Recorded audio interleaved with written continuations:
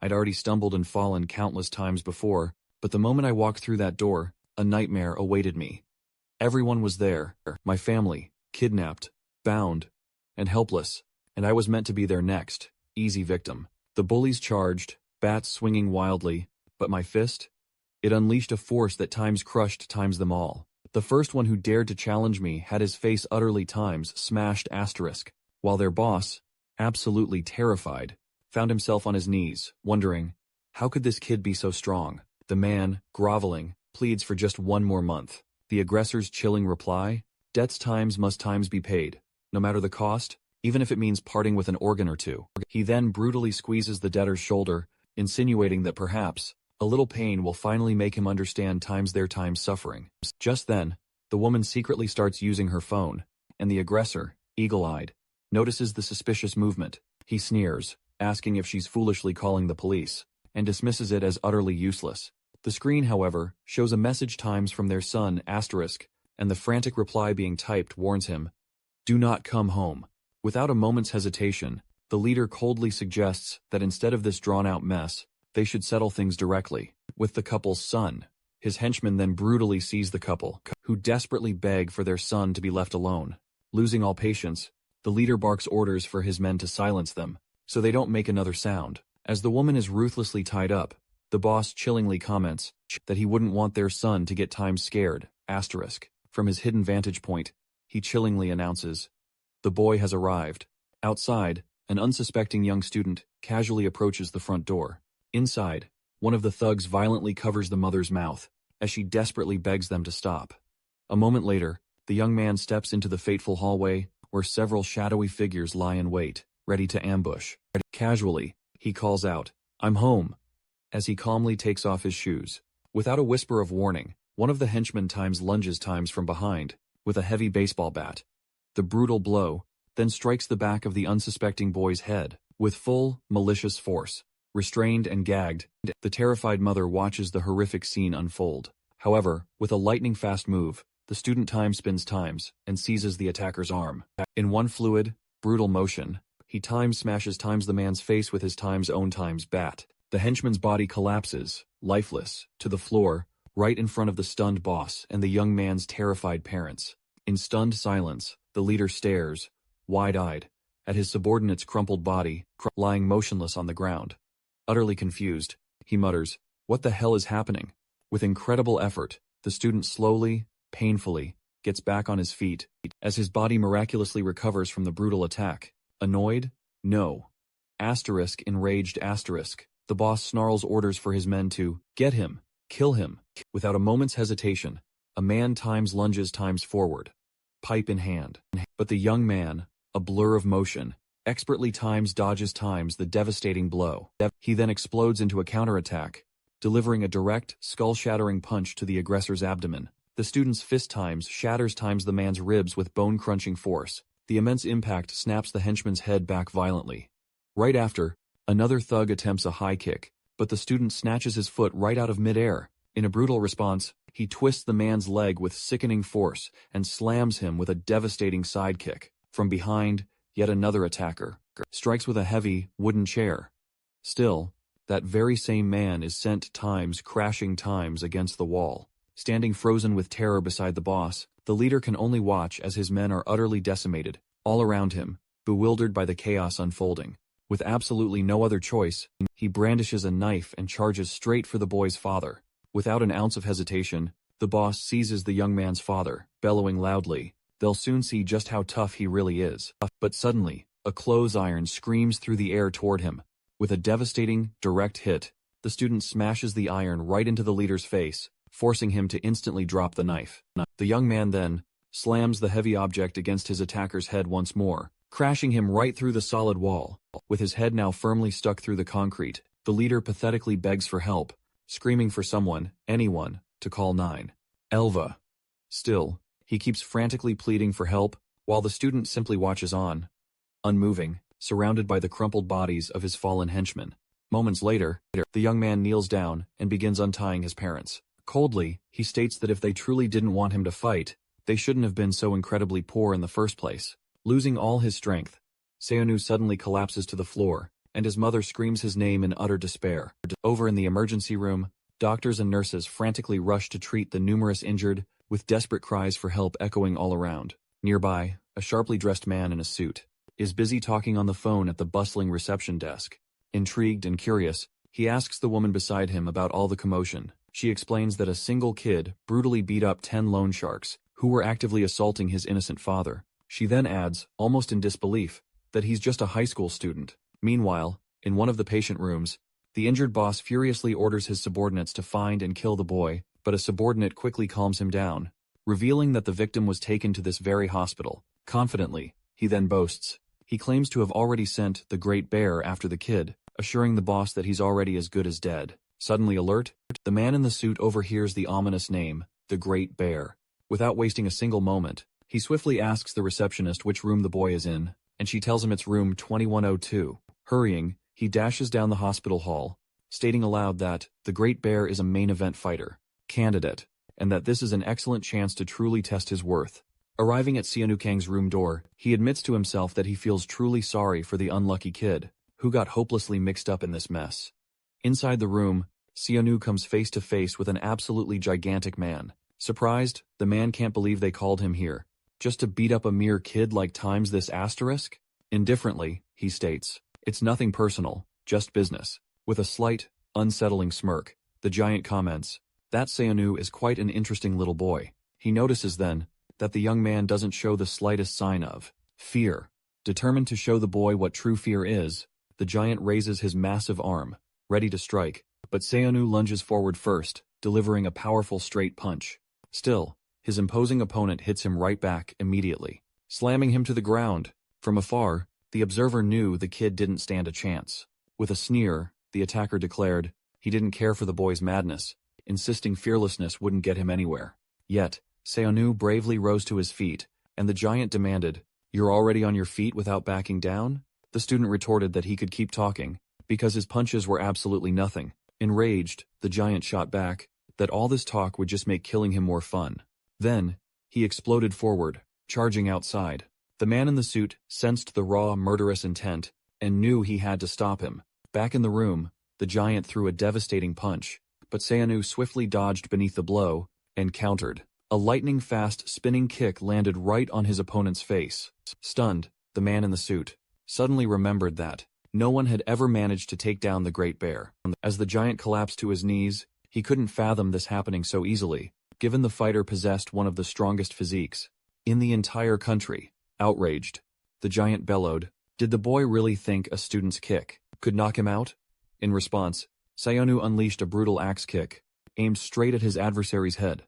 Stunned, the man in the suit couldn't believe his eyes.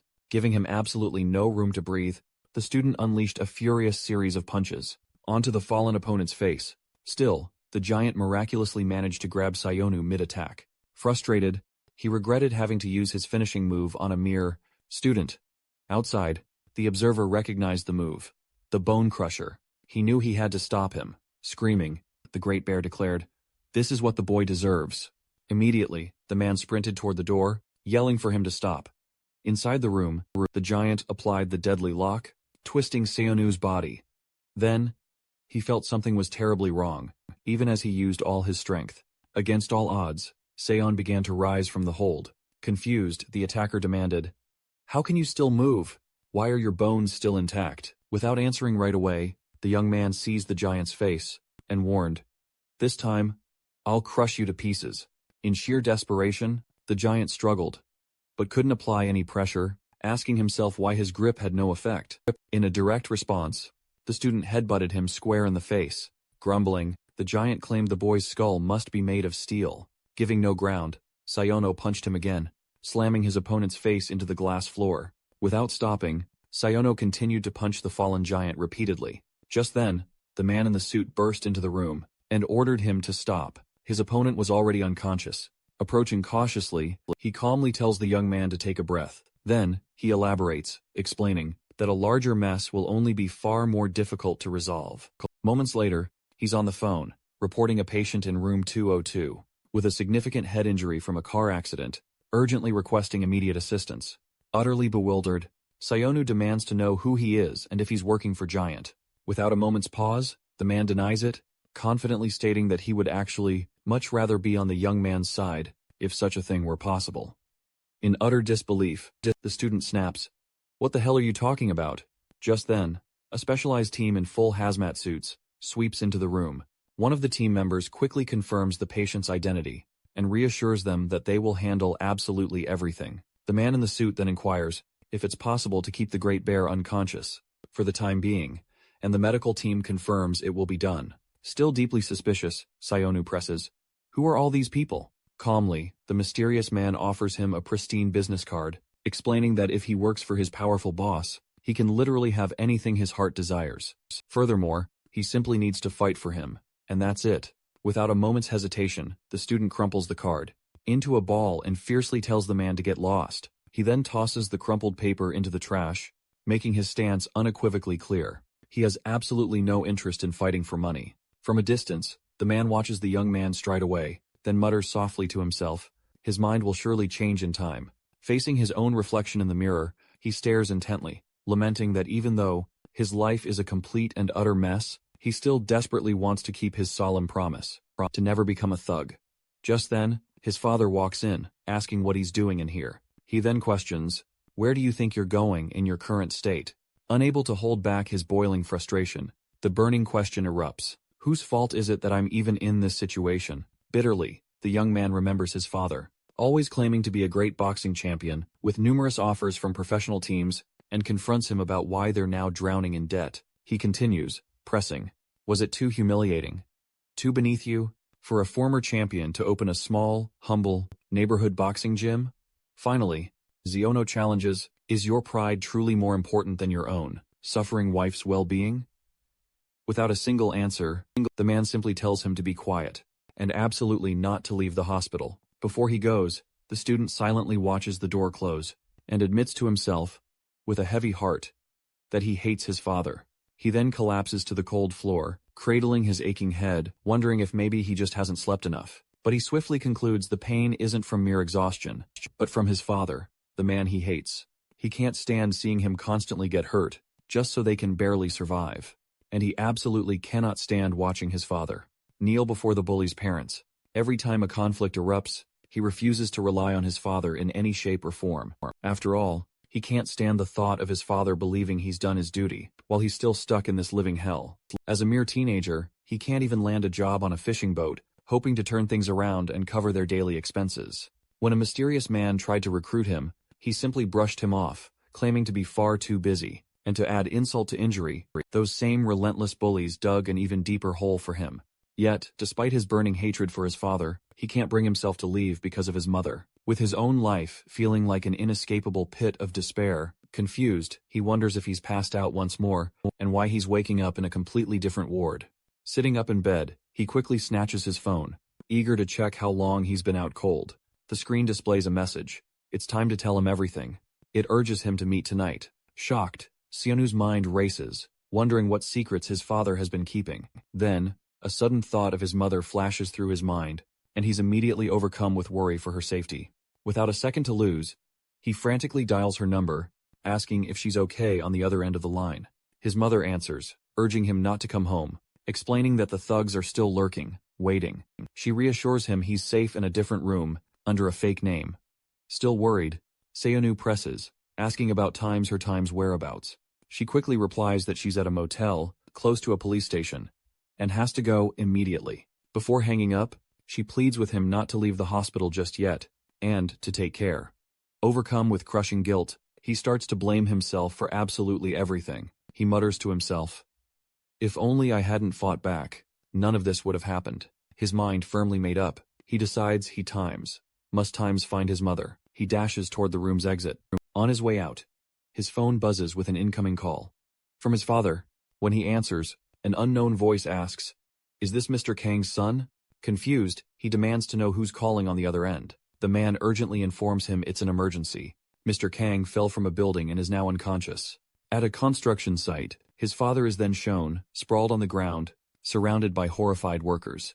Back at the hospital, Syanu watches his father lying motionless in bed, completely bandaged and hooked up to a tangle of machines.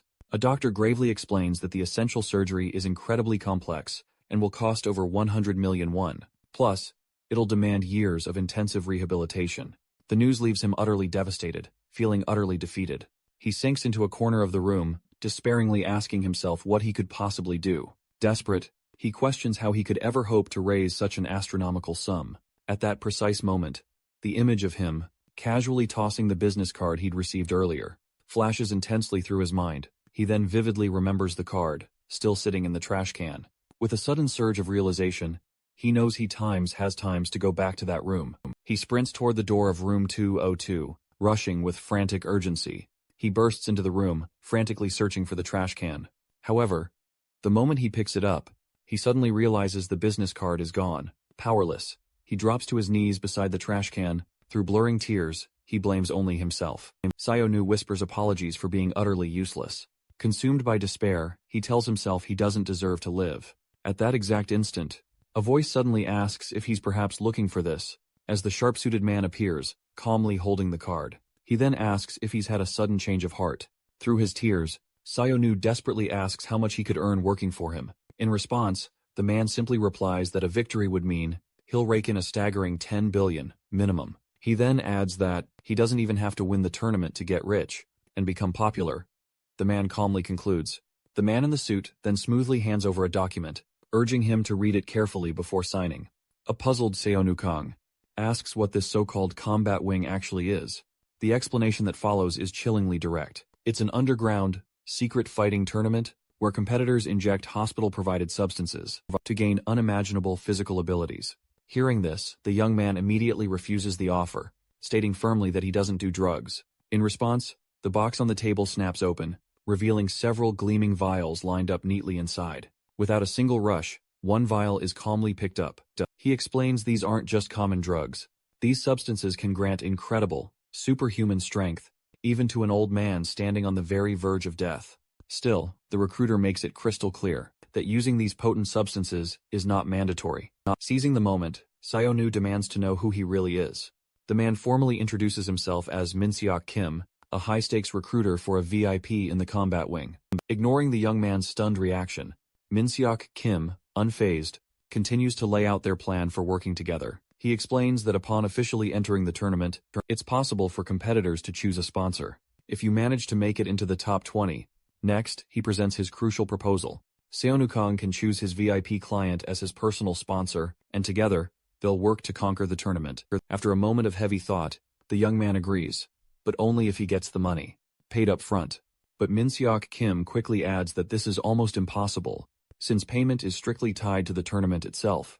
An annoyed Syonu then asks why he should work with someone under such impossible conditions. Calmly, the man tells him to simply relax, gently reminding him that he still desperately needs money for his father's critical surgery and a safe place to stay, leaving him utterly surprised. The young man, utterly shocked, asks how he knows all of that.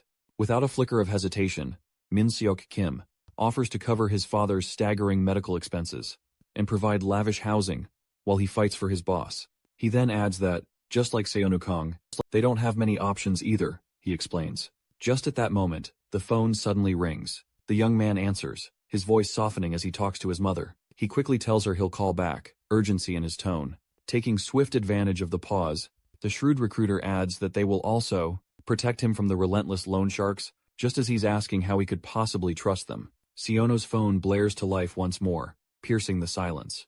His gaze snaps to the screen, his heart pounding. It's his mother, picking up the call. A wave of relief and dread. He demands, "What's happening?"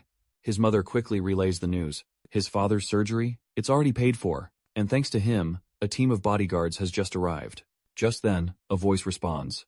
Minsu Kim calmly informs him the safe haven is prepared. No need to fret about his mother overhearing anything now. Syonu reassures his mother, confirming he sent the bodyguards. He urgently asks her to follow their instructions precisely, promising he'll be by her side soon. The call ends, but a burning question immediately seizes his thoughts. What truly lies at stake for a prize of 10 billion? In a chilling response, Minsu Kim finally breaks the silence, explaining that 10 billion is merely the starting times bid. He elaborates, depending on the wagers placed upon him, the winnings could skyrocket to astronomical sums. He casually mentions past champions, who walked away with over 15 billion in hand. In utter disbelief, the young man scoffs. That's impossible. But the man facing him calmly assures him otherwise. Minso Kim then coolly considers that, in truth, such a sum might not even be enough. Not with everything these fighters put on the line. Because most participants either meet their end, or are permanently disabled during the brutal competition. From the last tournament alone, a mere 10% managed to walk away truly unscathed. He continues, his voice unwavering, explaining that the first grim order of business is to forge an alibi for the participant's inevitable demise. Hearing this, Syonu Kong stutters, repeating the words in shock, questioning the very notion of an alibi for his own time's death. Incredulously, he demands, "This makes no sense. How can a tournament be a secret," he argues, "when so many people die in it?" Minseo Kim, unperturbed, clarifies that the secret only holds because everyone involved ends up, quite simply, dead. Pointing a finger to the contract lying between them, he states the very first step after signing that document is to utilize their affiliated hospital, a place where fabricating someone's demise is disturbingly easy, to meticulously craft a flawless alibi. He explains, with unnerving precision, they need the departed to be caught on camera, to make a purchase, or perform any action that firmly places them elsewhere. Without backing down, Syonu Kang confronts him head-on, demanding to know, "What if I decide to reveal everything to the police?"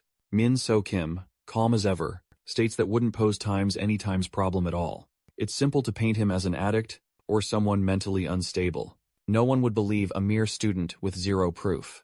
With a chilling, slight smile, he adds that it doesn't even matter, as Seon will be officially declared dead, before he even gets the chance to breathe a word. Finally, he asserts that this is precisely the cunning advantage of having a hospital affiliated with them, to host these deadly tournaments, reinforcing his chilling point.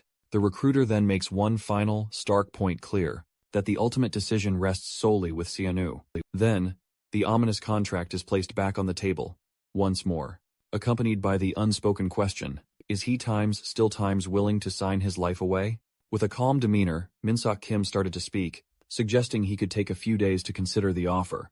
But before he could finish, Syanu quickly signed the contract, his only demand, that they uphold their promise. Instantly, a wide grin spread across Minsok Kim's face. In that very moment, a nurse approached from behind, syringe in hand, injecting a potent sedative into his neck. Reflexively, he grabbed her arm, demanding answers, his voice unwavering. The recruiter calmly explained there was no cause for alarm. They were simply sedating him to transport him to the arena. Then came the chilling warning. They would only ensure his parents' care. As long as he continued to compete in the tournament, his vision began to darken, his mind desperately struggling to grasp the horrific situation. As he finally opened his eyes, the first thought that pierced his confusion was, "Am I already dead?" Upon fully regaining consciousness, he saw a figure in a strange suit, wondering where on earth he was being taken. Soon after, his body was wheeled at high speed down a long hallway, rushing towards a door until they abruptly stopped. He demanded of his masked escort, "Where am I?" In response, the masked figure commanded him to be silent, stating that everything would soon become terrifyingly clear. Finally, he heard the words that sealed his fate. "Welcome to hell." Inside a massive commercial building, deep within the Hyunsong Group headquarters, a crucial meeting was already underway. Attentive director Uyan Cha, the group's second son, listened calmly as his subordinates presented their report. He stated that he understood. The boy had indeed defeated the Great Bear. Still gazing at a photo of Seonuk Kang, he questioned, "Do you truly want to recruit him as our main fighter?" Without hesitation, Minseo Kim confirmed the audacious decision, even fully aware that the director's brother, the vice president, would surely mock them for it. Next, Uyan Cha pressed for the reasoning behind such a choice. In response, his subordinate explained that his brother was utterly obsessed with the combat wing, and they needed to appear weak to draw him into a decisive bet. Thoughtfully, the director then asked, "Do you genuinely believe that boy is the key to defeating my own brother?" With unwavering conviction, Minseo Kim reported that he had personally examined Sionu's body after he miraculously survived the Great Bear's strike. He then declared that what he had found was truly something extraordinary. Curious, Uyuncha pressed, "What exactly did you discover?" Meanwhile, Syanu suddenly awoke in an unknown, eerie place, as a foot came lunging directly towards him. A man tried to stomp on him, but one of the armed guards immediately ordered him to back away. Awkwardly, the man raised his hands, stammering that it was just a joke. Just then, A drone approached, confirming, "Player is conscious." This made Syanu wonder, what does that even mean? Confused, he knelt, questioning, "Where am I? And why am I wearing a school uniform?" Soon after, the drone's voice boomed, announcing, the immediate start of the first round of random fights, and the device declares, its voice devoid of emotion, "This phase is your ultimate qualifier," it announces. To determine who conquers the main battle arena, a mechanical hum, and a compartment opens, revealing a sinister syringe. The drone then delivers its final chilling directive. Each player will receive a random, potent drug designed to boost one ability to its peak, and for the VIPs, the betting table is now officially open. Faced with this terrifying reality, Seonwoo's opponent snatches the applicator from the machine and follows the chilling instructions to inject the mysterious substance. In that crucial moment, Seonwoo remembers. He's already shattered his promise to graduate, but he stands firm, determined to uphold his vow of never touching drugs. Suddenly, a blood-curdling scream pierces the air, and he spins around. The syringe clatters to the floor, as his opponent, now covered in blood, erupts in a triumphant roar, yelling, "I received a power drug." Seonwoo watches the horrifying scene unfold, wondering, what dark transformation is gripping this man? Without a moment's warning, the opponent lunges forward, launching a brutal kick. The impact sends Seonwoo careening into the wall, which shatters. From the sheer force of the blow, as he struggles to recover, Seonwoo realizes this man is utterly transformed, wondering if the drug supercharged his muscles. Moments later, the drone's voice rings out, announcing that Chi-hoon has successfully enhanced his power. Chi-hoon celebrates wildly, declaring that luck is shining on him once again. In an ecstatic roar, he regrets not being able to burst out of here and teach a brutal lesson to everyone, whoever dared call him scrawny. He then turns to Seonwoo and menacingly asks, "How should I kill you?" Without a moment's hesitation, Seonwoo unleashes a lightning-fast punch straight to his face. Irritated, Chi-hoon sneers. "Is this supposed to be a joke? Do you really think," he mocks, "he's superior?" Paying close attention to the details, Seonwoo observes his opponent's reaction. Speed remains unchanged. With that realization, he surges forward, intent on closing the distance. However, Chi-hoon lands a devastating punch that slams him square in the face. Bleeding heavily, Seonwoo can barely react to the blinding speed of the attacks. In a desperate effort, he dodges the next blow with a swift backflip. Still, Chi-hoon lands another powerful punch straight to his chest, sending him soaring helplessly through the air. He seizes him mid-flight, boasting he can crush him with brute force alone. Without a shred of mercy, Chi-hoon slams Seonwoo headfirst into the unforgiving ground. Excited by the carnage, he celebrates, yelling about how fun it is to crush him. He then leaps high into the air, bellowing that he is the absolute strongest. Now consumed by pure hatred, he vows to knock all the arrogant idiots off their pedestals. Finally, he delivers a monstrous knee strike, directly to Seonwoo's head. Then, brutally, he stomps down on Seonwoo's chest, shattering the ground around him even further. In a cruel, chilling tone, he declares, "If I'm going to crush something, it might as well be your pathetic ribcage." In a thrilling flashback, we dive deep into the past. Min-seok Kim vividly remembers examining the boy's body, right after his incredible survival against the Great Bear's attack. What happened on that fateful day? What he uncovered proved to be absolutely extraordinary. A bewildered Uyuncha questions him, clearly perplexed, completely unable to grasp the shocking truth. Min-seok Kim then reveals a jaw-dropping fact. Syanu was an astounding 10 times stronger than any ordinary human. And what's more, regarding his very bone density, he could no longer even be considered a normal human being. He was completely off the charts. Back in the present though, Syanu suddenly snatches Chiwon's leg with lightning speed. Seizing this golden opening, he wastes no time, landing a devastating direct kick right to his opponent's chin. Utterly surprised by this turn of events, Chiwon marvels at how Syanu survived without any drugs, concluding that perhaps, just perhaps, Syanu hasn't even gotten used to his immense strength yet. Lying there on the ground, Syanu keenly observes that his opponent, Chiwon, seems noticeably slower, likely due to his stamina not being similarly enhanced. With this crucial detail in mind, Syanu realizes he can hit Chiwon's face. If he just manages to avoid being grabbed, he plans to use quick jabs, abandoning heavy blows altogether. Without a moment's hesitation, he boldly rushes toward Chiwon, fully prepared.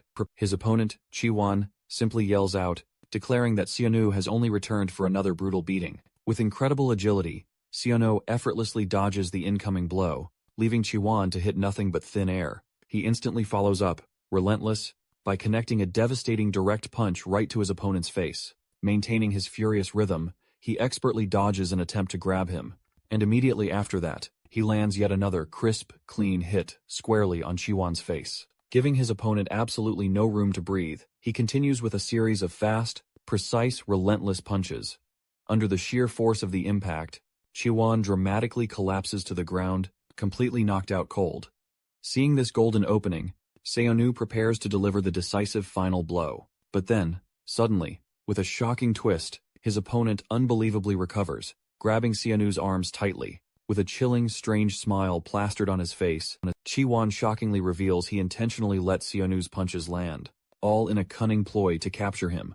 Suspicious, Syonu challenges this, but Chiwon's response is a mocking taunt, asking if Syonu genuinely believed he wouldn't have allowed him to get so incredibly close. He then asks a peculiar question. Does Syonu even know why kangaroos meticulously pin their opponent's arms right before launching their brutal attack?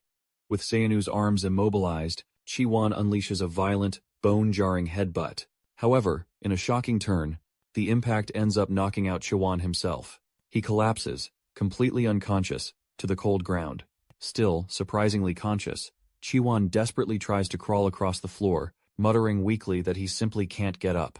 Frustrated beyond belief, he furiously punches the ground, wondering why his own body shockingly refuses to obey him. In absolute desperation, he screams out that it's utterly impossible, absolutely impossible to lose to someone who didn't even use any drugs. Gazing at the other menacing syringe, he claims with fierce determination that a single dose wasn't nearly enough to unleash his full, terrifying talent. Still crawling with desperate urgency across the floor, he finally reaches the machine and snatches the second syringe. Realizing the immense danger, Syonu instantly moves forward, understanding he absolutely must stop Chiwon from using that drug that was meant for him. Without a second thought, the young man leaps, desperately trying to stop him. Still, Chiolhan delivers that second, brutal injection, and the drone blares. His stamina has been amplified. Immediately after, he strikes Syonu hard from behind, sending him flying. His body slams into the ground, and his head is instantly seized by his furious opponent. A furious Chiol lifts him, roaring, into the air, yelling, "Who dared call me a thug?" He then leaps, slamming Syonu headfirst into the ground, with all his brutal might.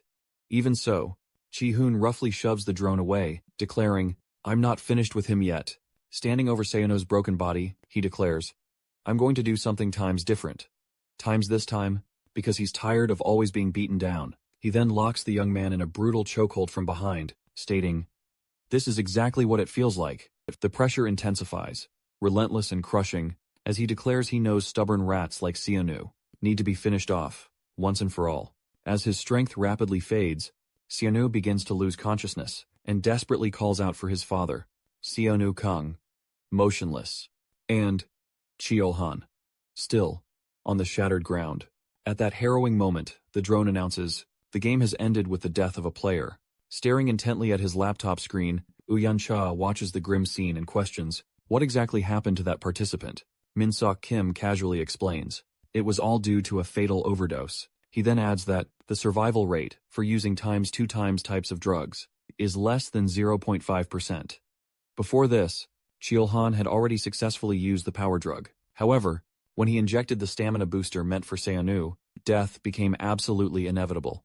Hearing this, Uyong-cha concludes, the opponent took his own life, and he admits, Syonu is one lucky kid.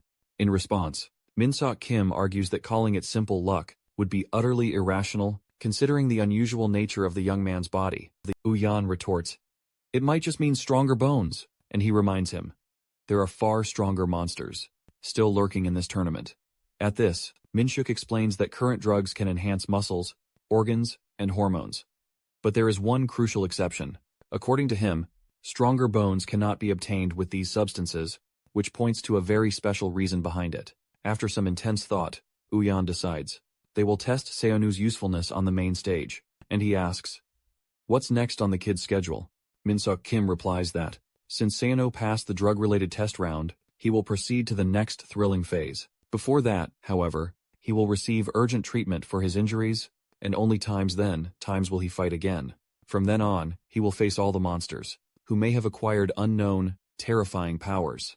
In the combat ward's sterile treatment room, Syonu sits in silence, head bowed low. He remains motionless for a few heavy moments. In his turbulent thoughts, he wonders, did Sheol really die because of him? His initial goal was simply to knock him out cold. But then a chilling memory resurfaces. He was the one staring death in the face. Moments ago, his father's voice reverberated within him, urging him fiercely to snap out of it. A stark realization hits. He is the only one who can save his family. Shortly after, the drone's cold voice declares that all winners from the previous round must now proceed to the designated lobby. A medic quickly informs him that the guide will meticulously explain everything he needs to know for the next stage, and he must follow every single instruction. Finally, a chilling warning rings out. Don't even think about trying anything, as our guides are armed with lethal weapons. The drone then swiftly flies toward a passageway, and Syonu, with no other choice, starts to follow. He follows it deep down a winding corridor, which dramatically opens into something resembling a massive cave. Staring at the bizarre scene, he can only wonder what twisted place this truly is. He quickly deduces that this entire underground labyrinth of a structure was meticulously built to prevent any escape attempts. As he pushes deeper inside, he regrets not even being able to make one last call to his mother. But then, the deal keeping his parents safe flashes in his mind, and he understands. He must survive, no matter the cost. Taking a moment to reflect, he realizes this is nothing, like the fight he imagined outside. He had believed he was the sole monster in this place. Yet, even a seemingly simple neighborhood bully displays utterly absurd strength. With that chilling thought, he can't help but wonder just how many other times true monsters lurk in this place. Just then, the drone's voice rings out. The player has arrived, and the lobby will now officially open. One of the massive doors creaks open, making him spin around, and watch, in stunned silence. Dozens of other times drones swarm out from the same cavernous location. Then, one of them coldly reports, all players have now successfully entered the lobby. Shortly after, the game is officially announced to begin, with a daunting total of 124 participants. Everyone is then commanded to gather in front of the screen, for the essential briefing to finally begin. Looking around, Syonu intensely sizes up the other competitors, and immediately defines them all as absolute monsters. He quickly realizes, with a jolt, that these individuals are completely different from the opponent he faced in that brutal first round. Given this alarming observation, he decides to keep a low profile until the official match truly begins, desperate to avoid any unnecessary injuries. Just a moment later, a hulking man approaches him, rudely asking how he even got here, then suggesting he could play with him. Uncomfortable, Syonu regrets that his school uniform draws much attention, and desperately hopes the briefing starts immediately. Meanwhile, two other competitors sneer, commenting that he's only here because his opponent overdosed on drugs and simply dropped dead. One of them disdainfully adds that he's still wearing a mere school uniform, suggesting the rich sponsors probably just wanted to see something tragic unfold. The other player, claiming utter boredom, wonders aloud if he shouldn't have some fun with the kid. But before he can even take a step forward, his companion quickly stops him dead in his tracks, revealing that someone else has already staked their claim on him. Hearing his own name, Syonu jolts and spins around. A hulking man steps forward, snarling for an answer, his voice laced with menace. Do you really want to play? When silence is his only reply, the aggressor's hand violently clamps onto his head, a chilling declaration. There's no choice left but to kill you. In that terrifying, split-second instant, Syanu gravely understands. To survive against these monsters, he'll need to push his limits to a whole new level. And just like that, with surprising agility, he dodges the great bear's brutal attack. Syanu effortlessly dodges the flailing hand, leaving his assailant utterly confused. A stunned big bear mumbles, "What's happening here?" as Mr. Kang intervenes, stepping between the two. Without a flicker of doubt, he firmly extends his arm, his voice a sharp command, "Stop, right there." In swift, violent response, his wrist is seized in a vice-like grip. An angry voice snarls, demanding to know, "Who are you?" Mr. Kang resolutely counters, declaring, Syanu is just a kid. He braces himself, knowing an inevitable confrontation looms. The hulking man scoffs derisively, then asks, "Do you seriously think you can take me on, with only one enhanced arm?" He presses on, his taunts cutting deep, asking if he'd do all this for a pathetic, useless kid. Trying to distance himself from the chaos, Syanu shuts out the commotion, instinctively backing up a few steps. Then Big Bear bellows, "I'm going to kill him, and you can die for this kid." Unable to remain a bystander any longer, Syanu charges forward, directly into the fray. Then, out of nowhere, an attack smashes Big Bear. Head on. A stunned Syanu gapes, eyes wide at what just transpired. The body collapses to the floor, and a drone robotically announces that the briefing is set to begin any moment now, explicitly prohibiting any attacks outside the designated time. The drone chillingly adds that any violation will be met with immediate execution. Hearing this, Syanu mulls over the chilling question, how they can just ruthlessly execute someone without warning, and if escaping this place alive is even remotely possible. Moments later, a loud noise on the screen grabs his attention. A commanding figure appears, grandly welcoming all the survivors. He wastes no time, cutting straight to the point, explaining that the drug test round had seen 0 eliminations, but from this point forward, losers will face elimination. He ominously clarifies that elimination means being rendered physically unable to fight. Despite the deadly risks, he states, they are all here for the life-changing 10 billion won prize. At that thrilling announcement, the crowd erupts in raucous celebration, while Syanu reflects. With that fortune, his family could finally live a truly decent life. Next, the figure reveals to them that only one individual can claim the grand prize. However, he adds that anyone who survives to reach the top 16 will receive a whopping 5% of the total amount bet by the VIPs. An excited competitor roars with delight, proclaiming he'll seize both the grand prize and the betting money. The host continues, adding that each player will be granted a personal broadcast channel, complete with a guide who will serve as their camera. He further explains, the VIPs will closely follow the channels of the players, whom they plan to bet on. In short, he states that the more attention they attract, the more money they stand to earn, with the hope that they'll attract many VIPs. Then, he declares, that spacious 5-person dorms are now wide open, and everyone's free to pick their ideal roommates. All participants are then directed to their rooms, with a firm promise that any lingering questions will be promptly handled by their assigned guides. As they stride along, 2 rival competitors begin to whisper, they need to snag the big shots, to lure in those crucial VIPs. Rooming with some random kid won't earn us a thing. Catching wind of this, Syanu quickly grasps the grim truth. Finding a room will be far from easy. But just then, Mr. Kang strides over, telling him, don't you worry. He confidently declares that he'll personally shield him until the grand official tournament finally kicks off. Silently, Syanu glances over his shoulder, spotting a striking blonde man casually walking away. Could what he overheard truly be real? Then, Mr. Kang gestures toward a nearby room, one they can enter without a single fight, and warmly invites him to come along. A bewildered Syanu ponders, why would this man share a room with someone everyone else is actively shunning, especially after getting injured? Unable to decipher the man's true intentions, he concludes that the situation will be inherently dangerous, no matter which room he chooses to step into. Noticing his clear hesitation, the man pointedly asks, are you coming, or not? And the swift answer rings out, I'm coming. From a hidden distance, those very same 2 men observe the unfolding scene, muttering amongst themselves that they'll surely plummet to the bottom of the viewership rankings. One of them explains, he deliberately picked a room right next to the players he believes are destined to be the absolute most popular, just to guarantee himself some precious screen time. His companion readily agrees, exclaiming, those muscular guys will draw VIPs in like flies. Meanwhile, in the very next room, 3 incredibly muscular men sit in stony silence. The blonde man Syanu noticed earlier confidently approaches the door to that time's room. As soon as he steps inside, he deliberately slams the door shut behind him. Strolling right up to one of the hulking men, he casually remarks, that seat looks rather comfy.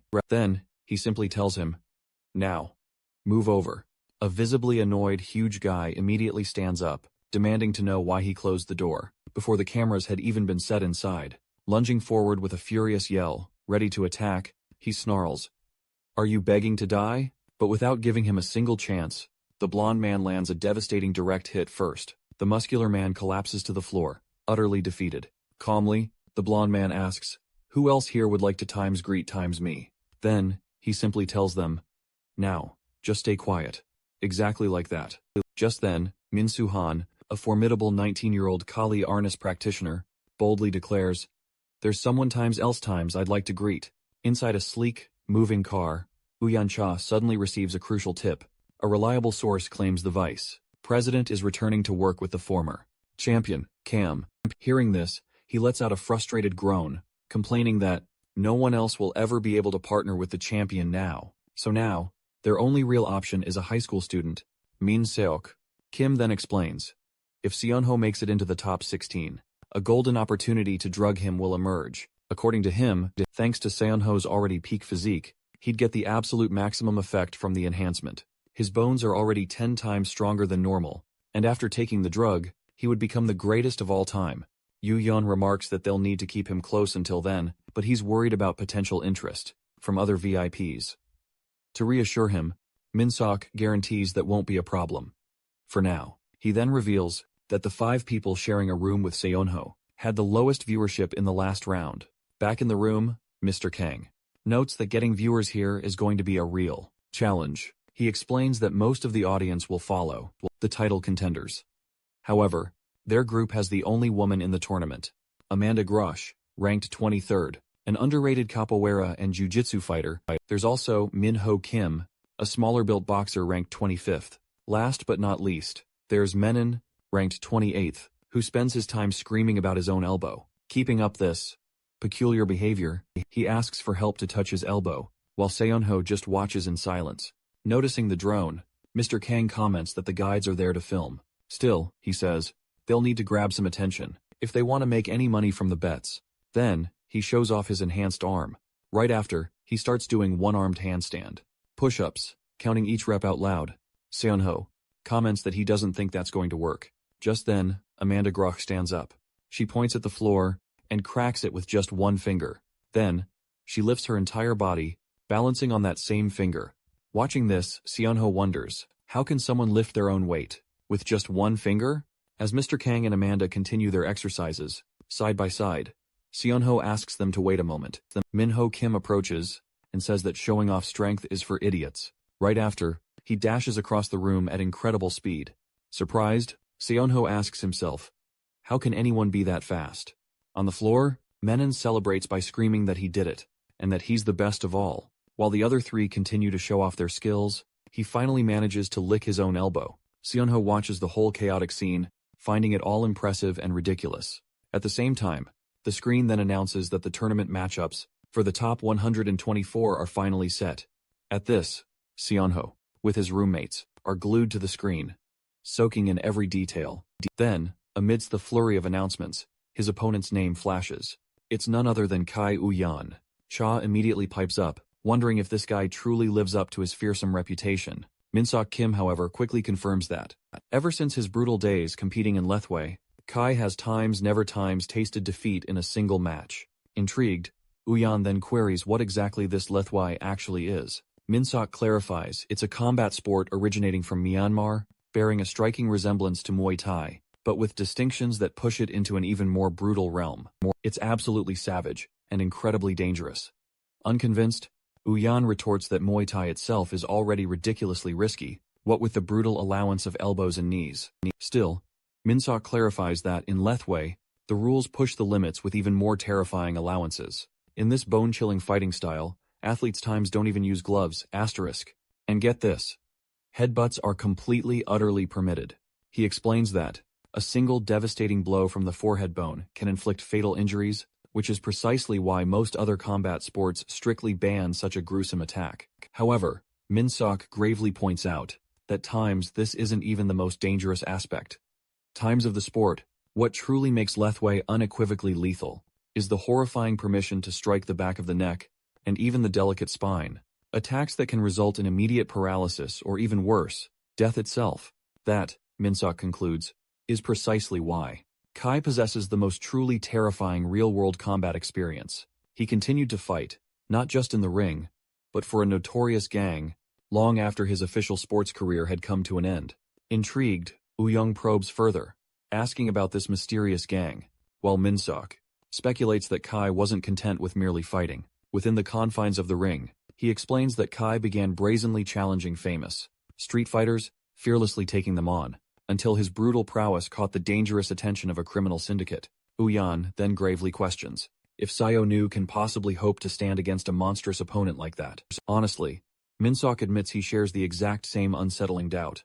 He points out that, up until now, Syonu has only ever faced opponents with absolutely ×0 martial arts training whatsoever. But now, However, his formidable opponent is Kai, a 28-year-old, battle-hardened Lethwei fighter. As he slowly sits up, Syanu Kang groggily asks how long he's been out cold. Then, a strange sensation hits him, making him wonder why his body feels so unbelievably light.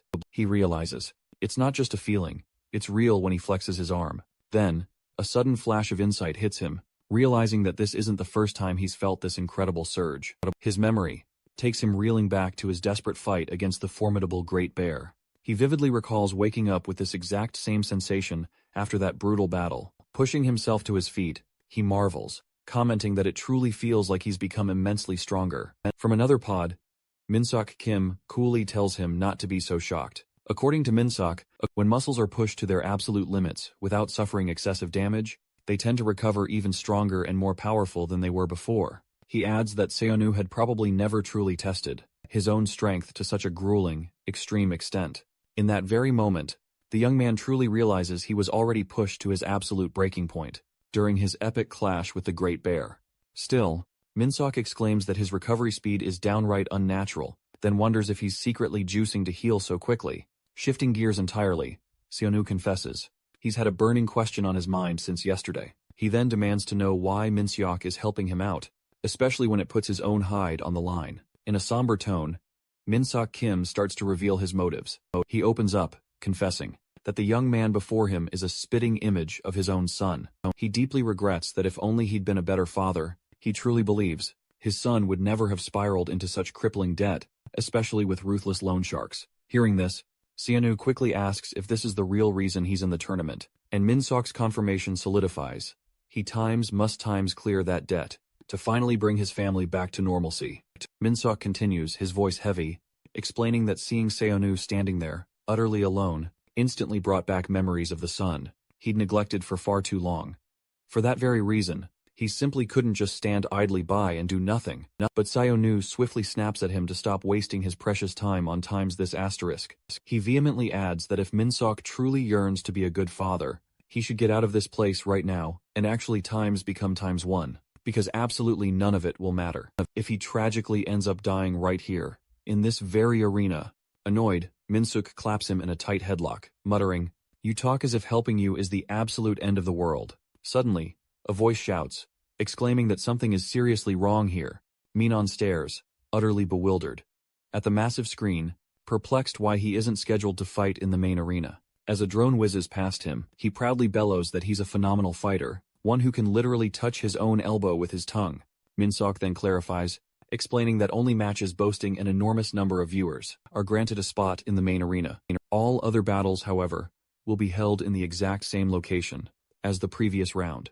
Following that unsettling line of thought, he grimly concludes that their group is undoubtedly the one with the absolutely smallest audience. He further elaborates, pointing out that the shocking fact that everyone, except times for Minon is slated for the main arena, can only mean one incredibly important thing. This starkly indicates that their opponents are some of the most formidable and undeniably popular fighters in this entire tournament.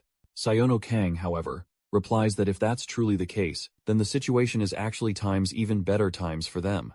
Utterly confused, Minsok Kim spins around and demands to know what he possibly means by better. The young man, full of conviction, explains that this is their perfect opportunity to fiercely draw attention to their entire dorm.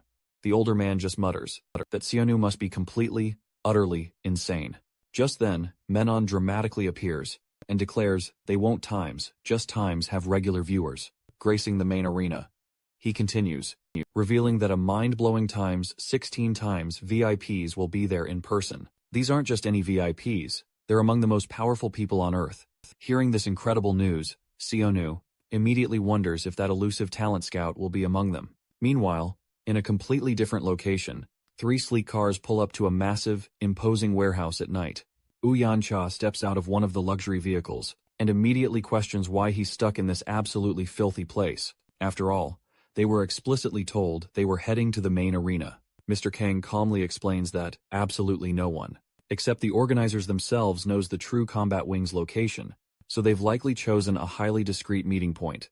He then shares a crucial detail. At some point, a shadowy figure, separate from their group, had started stalking Syonou's channel. Reacting instantly, Uyan immediately asks if they're being investigated.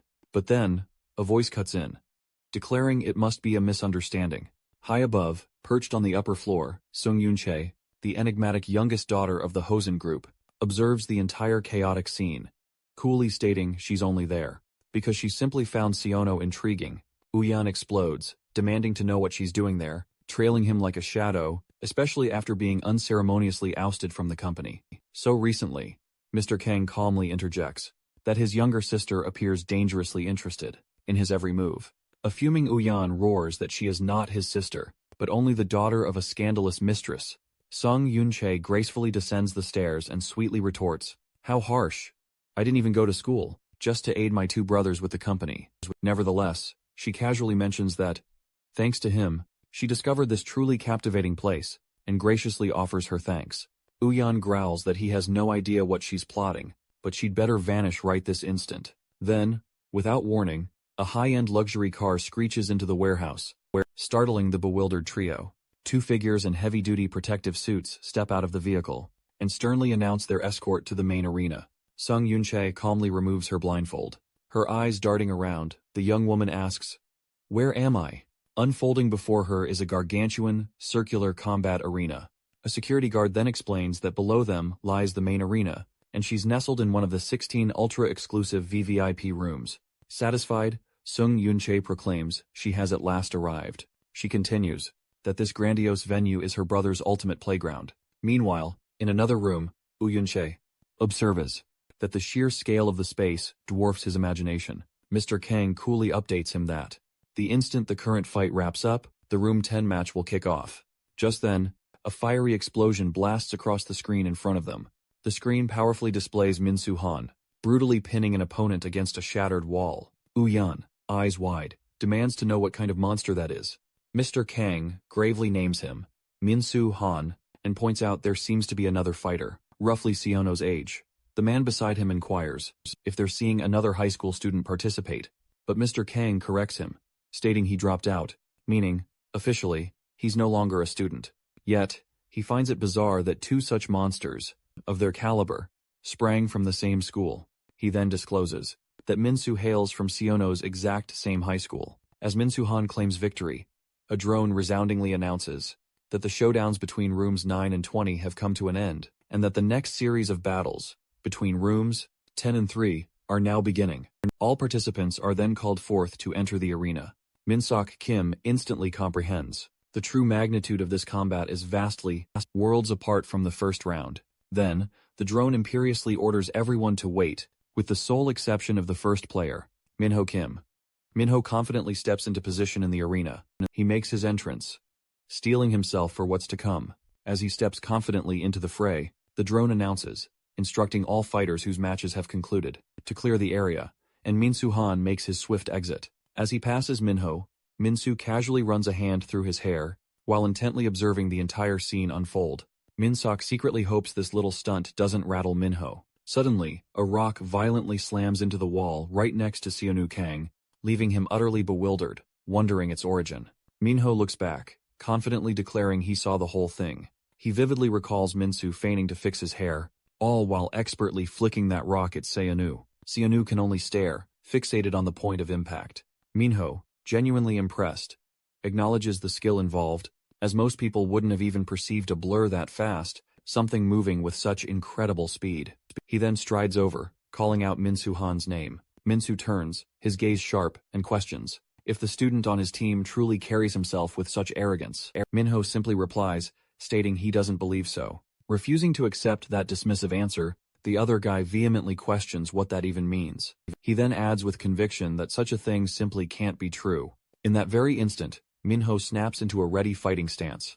Observing the tense scene unfold, Min-seok Kim exclaims, demanding to know what he thinks he's doing. Amanda Groach, watching closely, explains that this sudden surge of aggression wasn't truly sudden at all. According to her, Minho is perceptive enough to pick up on even the slightest, most subtle changes around him. So a murderous intent as potent as that could never go unnoticed. Minsu then unleashes a strange, unsettling energy from his body. He then turns his back and nonchalantly begins to walk away. A confused Minho wonders if he overreacted, if he simply freaked out and merely imagined the entire, unsettling encounter. Though deep down, he's sure he truly felt something in that moment. Just then, a strange, ominous figure appears directly behind him. Minho Kim begins to bitterly question himself, if this pathetic level is truly all he's capable of accomplishing now, and how he could possibly exact revenge while feeling so utterly weak. A sharp voice cuts through his thoughts, asking what he's staring at. It makes him whip around, turning quickly to face the speaker. Standing right before him is his opponent, Pace. A formidable wrestler then makes his grand entrance into the arena, and the moment resonates in one of the private boxes. Useon Go, president of the prestigious Snugon Hotel, openly questions the selection of Pace as an opponent, since wrestling, by nature, doesn't directly involve striking techniques. His assistant explains with careful precision that, no matter how devastatingly effective a strike might be, it becomes completely useless the moment a skilled wrestler manages to immobilize their opponent. Once they've secured their iron grip on their prey, they can unleash a terrifying array of techniques, like powerful throws and painful joint locks, which, for this very reason, few can endure for long. This is why many wrestlers dominantly excel in mixed martial arts, as it serves as one of the most essential training foundations. Indeed, consider this fact. Someone might bravely hold their own, using just their fists, but dealing with an opponent, who attacks with their entire powerful body, is something else entirely. A whole new level of threat. The assistant further emphasizes that this becomes even more decisive, especially when there's such an imposing size difference. A sleek drone gracefully hovers in the air above them. It then loudly announces that both players are now fully ready. Barely a moment later, the highly anticipated match between Minho Kim and Pace is officially declared open. With a sneer, Pace disdainfully asks if Minho is just some boxing rookie, bluntly stating he looks just like one of those pathetic weaklings, someone who's never fought without gloves. Then, with a taunting sneer, he adds that he almost pities Minho for being his first opponent. Without a word, Minho simply surges forward, and bam! A devastating punch lands squarely in his opponent's eye. Pace immediately recoils, stunned, clutching a hand to his now throbbing, injured eye. Calmly, almost chillingly, Minho asks who dared call him weak. Desperate to recover, Pace tries to focus, relying solely on his remaining eye. Yet, he just can't keep up with Minho's lightning-fast movements, who instantly materializes in his crucial blind spot. Crack! Another brutal blow smashes into his face. The relentless assault continues with yet another clean, powerful punch. Trying desperately to react, Pace lunges forward, aiming to grab him, but Minho expertly ducks and weaves, dodging the clumsy attack. He then unleashes a furious counterattack, with a flurry of rapid blows to Pace's face and chest. His other eye gets tagged too, and Minho delivers one final, decisive blow. Watching the brutal scene unfold, Minseok Kim wonders aloud if this fight is already over. Amanda Groach, however, quickly replies that it's far from finished. She explains that Pace has surprisingly started blocking the attacks. Indeed, he manages to defend against the next barrage of blows. Faced with this unexpected defense, Minho backs off for a brief moment. Soon after, his opponent lunges forward once more, aiming to seize him. Minho barely manages to dodge backward, just at the last second. Confused, he wonders what just happened there, because even as he attacked, he saw something strange. Pace also seems utterly surprised, wondering himself how he pulled that off. He then remembers that, after starting to lose vision in his other eye, his hair stood on end as if he'd been hit by a jolt of electricity. Thus, he finally understands what he's truly feeling. With newfound confidence, Pace declares that he'll simply close his eyes completely, not understanding why on earth.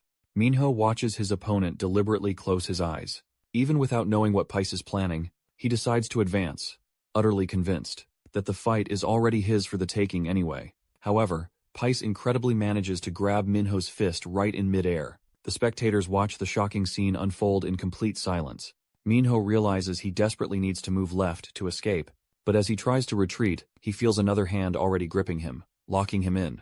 With astonishing force, Pace lifts him high into the air, preparing for a devastating throw. He then slams Minho's body violently onto the unforgiving arena floor. Minseok Kim exclaims, "That was a supler." Uzun-go comments that the fighter seems to have gotten significantly stronger. After suffering that eye injury, the assistant explains that the sudden loss of vision activated the full effects of the sensory enhancement drug. Approaching, Pace tells Minho he should be thanking him, because without Pace's help, he would have never discovered this incredible power. Suddenly, one of Minho's fingers twitches. The next instant, a thunderous punch lands directly on Pace's face. A surprised Yusun-go wonders what Pace will do now, that he's completely lost vision in both eyes. Min-seok Kim can't believe Minho survived that brutal attack, and claims that if he keeps up this incredible pressure, he can times win. However, the assistant grimly confirms that won't be possible, as he is still completely unconscious and unresponsive, leaving the president absolutely thunderstruck. Minho, however, remains crumpled on the ground, his fist still defiantly raised in the air. Amanda Groach barks that he absolutely has times to get up. Immediately, she emphatically adds, before Pace can track him down and finish him off. Pace stumbles to his feet, wildly claiming he's completely blind now, but a brand new, electrifying sensation surges through his entire body. He then begins darting around the arena, utterly bewildered by it all. He starts to wonder what these overwhelming sensations even are. He soon shockingly realizes he can smell everything around him, from the gritty floor to the tiniest grains of sand. And if that weren't enough, he can distinctly hear his opponent's every single breath. He also feels the subtle shift in air pressure, with his every precise move. Absolutely exhilarated, Pace declares. Declares he can now even sense what's lurking right behind him. In that mind-blowing moment, he fully grasps just how utterly insane the drug he took truly is. Thrilled, he admits that while he sought a focused substance, he's found something far better, becoming more devastatingly powerful with every passing minute. As a twisted gift to whoever put him in this state, he vows he will absolutely finish off Minho Kim, once and for all. Without a shred of hesitation, he fiercely charges toward his opponent, still sprawled on the ground. Minho realizes his body isn't responding the way it should, and desperately cries out for his brother. The devastating memory of his brother lying lifeless on the floor floods his mind in that critical moment. He remembers his solemn promise to find him, no matter the cost. The memory then flashes back to a mysterious man, who handed him a cryptic card, telling him to seek him out, if he ever wanted to uncover who truly murdered his brother. Back in the arena, Minho frantically calls out for him again, as Pace leaps to deliver what should be the final, crushing attack. Suddenly, inexplicably, time itself seems to grind to a halt, freezing his opponent's fist just mere inches from his face. Utterly stunned, Minho's eyes snap open, wondering why everything is moving in such agonizing slow motion. He soon understands that it's not time itself that has slowed, but that he has become impossibly, terrifyingly fast. Pace's devastating fist shatters the ground where Minho's head was, just a split second before. However, Minho had already explosively propelled himself clear to the other side of the arena.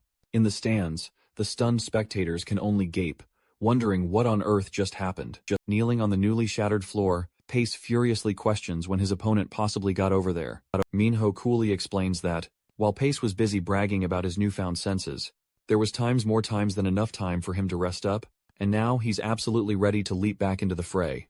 Hearing this, Pace realizes it's no mere bluff, and shockingly concludes that his opponent is now even faster than ever before. The young man then boldly challenges him, daring him to keep up. He instantly drops into his fighting stance, suggesting they simply start with level 1. Pace then instantly senses Minho charging straight his way. Minho Kim fiercely charges toward Pace. His initial punches are blocked, making Minho wonder if it was just luck. Deciding he'll definitely try again, Minho resolves to drastically intensify his attack. He throws another lightning-fast punch, but Pace narrowly dodges it. The young man is utterly stunned by his opponent's lightning speed. He quickly retreats as Pace effortlessly dodges yet another furious blow. Minho can't help but wonder, how is his opponent possibly keeping up with his incredible speed? Pace declares he can sense absolutely everything, from Minho's rapid heartbeat to his every single movement. He claims to have absolutely no blind spots left. Minho quickly realizes that mediocre attempts won't cut it here. He needs to risk absolutely everything. He then prepares to unleash an attack with his maximum, blistering speed. The determined fighter lunges forward, shattering the very ground beneath him with the explosive force of his push. He announces he's about to deliver his ultimate, final, blow, the devastating right straight, but Pace strikes first, landing a brutal punch directly to his face. Pace, bewildered, wonders why Minho just fell all on his own, right in the middle of his own attack. He frantically questions if Minho was even okay, thinking his own neck had been broken in the process. He even wonders if he's hallucinating once more. Pace states that if Minho had gotten even a hair closer, he absolutely would have broken his neck. But the kid miraculously saved his own life by tripping. Min-seok Kim notices Minho's incredible speed simply isn't working, as his opponent appears to sense every attack well in advance. So, Minho cleverly switches tactics, moving using only his precise footwork. Minseok realizes he's completely stopped using his super speed, relying now solely on normal, fundamental footwork. He questions if Minho is perhaps exhausted. He wonders what the young man could possibly accomplish at normal speed. Minseok shouts for him to stop immediately, warning he'll surely be killed, but his punch lands squarely on Pace's face. Minho Kim expertly dodges and lands another time's powerful punch on Pace's face. A spectator is absolutely amazed, exclaiming that he actually managed to land a hit. Then Minho swiftly moves, circling rapidly around his opponent. The young man keeps moving, relentlessly, breathing heavily with every step. The spectator questions how he's ever going to attack, if he's using all his precious energy on these mere feints. Minho suddenly lunges forward, and lands yet another clean, crisp hit on Pace's face. The man is utterly surprised that Minho landed another time's attack. He unleashes a rapid-fire series of punches, directly to his opponent's chest. Pace again sees fragmented images of Minho moving all around him. The spectator wonders why Minho is still using feints, especially when his punches are clearly already working. But wait, Amanda Groach explains that Minho is landing those attacks precisely asterisk. Because of those very feints, Minho then lands a devastating, hard punch to Pace's torso. Amanda explains that Pace became utterly predictable. The moment he stopped using feints, after falsely thinking his opponent could no longer see them. The man asks if Minho is simply tricking his opponent into believing his vision still works. Amanda then states it's actually much, much more than that. Amanda dramatically reveals that Minho is deceiving all times of Pace's heightened senses. She explains that with Pace's new, overwhelming power, it should be effortless for him to anticipate any attack. However, he hasn't possessed this incredible ability for very long, and against Minho's advanced, deceptive feints, his mind gets completely scattered and overwhelmed. So Minho masterfully uses this chaos to distract him. Amanda comments that the boy astonishingly managed to read, in an incredibly short amount of time, just how much his opponent could truly anticipate his movements. And that's when she realizes Minho's power might far exceed their wildest dreams. As he fluidly evades a devastating attack, the young man unleashes another furious blow right to Pace's face. Usangho whips around, fuming at his assistant, demanding, "Why did you make me bet on a total loser, who can't even stand up to a mere kid?" The assistant coolly retorts, "That's not it at all, sir," leaving his boss utterly bewildered. He then urges him, "Just take a look at Pace's face. Does that look like the face of someone losing?" Pace confidently boasts, "I've got him right where I want him." But then, in a flash, he snatches Minho from behind. He triumphantly declares, "Victory is mine." And his senses. Asterisk. Pays asterisk. He lifts Minho high into the air, before brutally slamming him down onto the ground. Every single person in the audience watches the shocking scene, in utter disbelief, as the body he just threw disperses. Pace stutters, wondering aloud, what just happened? He was absolutely certain he had caught Minho, yet Minho Kim stands completely unharmed, still on his feet, while his bewildered opponent lies sprawled on the ground. One bewildered spectator blurts out, "Why did Pace just throw himself backward like that?" Amanda calmly clarifies, "It's because Minho launched a relentless assault directly on his brain." Sayo immediately questions, "What do you mean by brain?" She clarifies, Minho relentlessly struck Pace's head, granting him not a single moment of rest with each devastating blow. His brain was continuously rattled, as the attacks just kept coming, before the previous vibration could even cease. In this relentless manner, even someone with heightened senses couldn't possibly maintain their focus. That's precisely how Minho caused a catastrophic failure in Pace's senses, enough to make him believe he'd caught someone, who wasn't even there. Lying on the ground, Pace, still on the floor, groggily wonders, how can his senses be better? Without the drug? He finds this utterly unfair. Finally, Pace collapses completely, unconscious on the floor, and Minho simply watches him fall. A drone's voice booms, declaring that Pace can no longer fight. It then dramatically declares Minho Kim the triumphant winner. Minho, however, staggers weakly moments later. Yuzongho, utterly enraged, slams his table, loudly lamenting the crushing outcome of the bet. Kneeling amidst the roaring arena, Minho Kim looks up, weakly calling out for his brother. Sungyongja observes with grave realization, this is no mere fight between humans. And now, she finally understands why her brothers are so deeply involved in this tournament. Her companion then adds, it's not just about the fights themselves. He elaborates, this place can grant everything, the super rich desire, not just boundless wealth and power. It even allows them to commit murder without a trace, and consume drugs that will never show up on any test. This place is an absolute paradise for the wealthy elites who no longer find pleasure in anything else mundane. That's why these VIPs gamble their pride and status so fiercely here. And Sung-yun now fully comprehends why her second brother is so intent on beating their eldest. The man further adds, the director must have chosen his fighter with extreme care, as his recruiter is intimately familiar with this entire establishment. Sung-yun declares, that's exactly why they're making their move. But we'll soon see just how formidable he truly is. And that will all be decided in the very next match, as Syonu Kang steals his resolve. A solitary screen reveals the intense brawl of Minho Kim. A man in a crisp lab coat delivers a crucial update to the wing director, confirming that all 16 whips have now stormed into the building. The director, his face a canvas of bandages, keenly observes that, with a full house packed in, he's expecting nothing less than spectacular results this year. Then, he turns his gaze, inquiring about the research progress. The scientist reports they've successfully confirmed the manifestation of the second stage of sensory enhancement.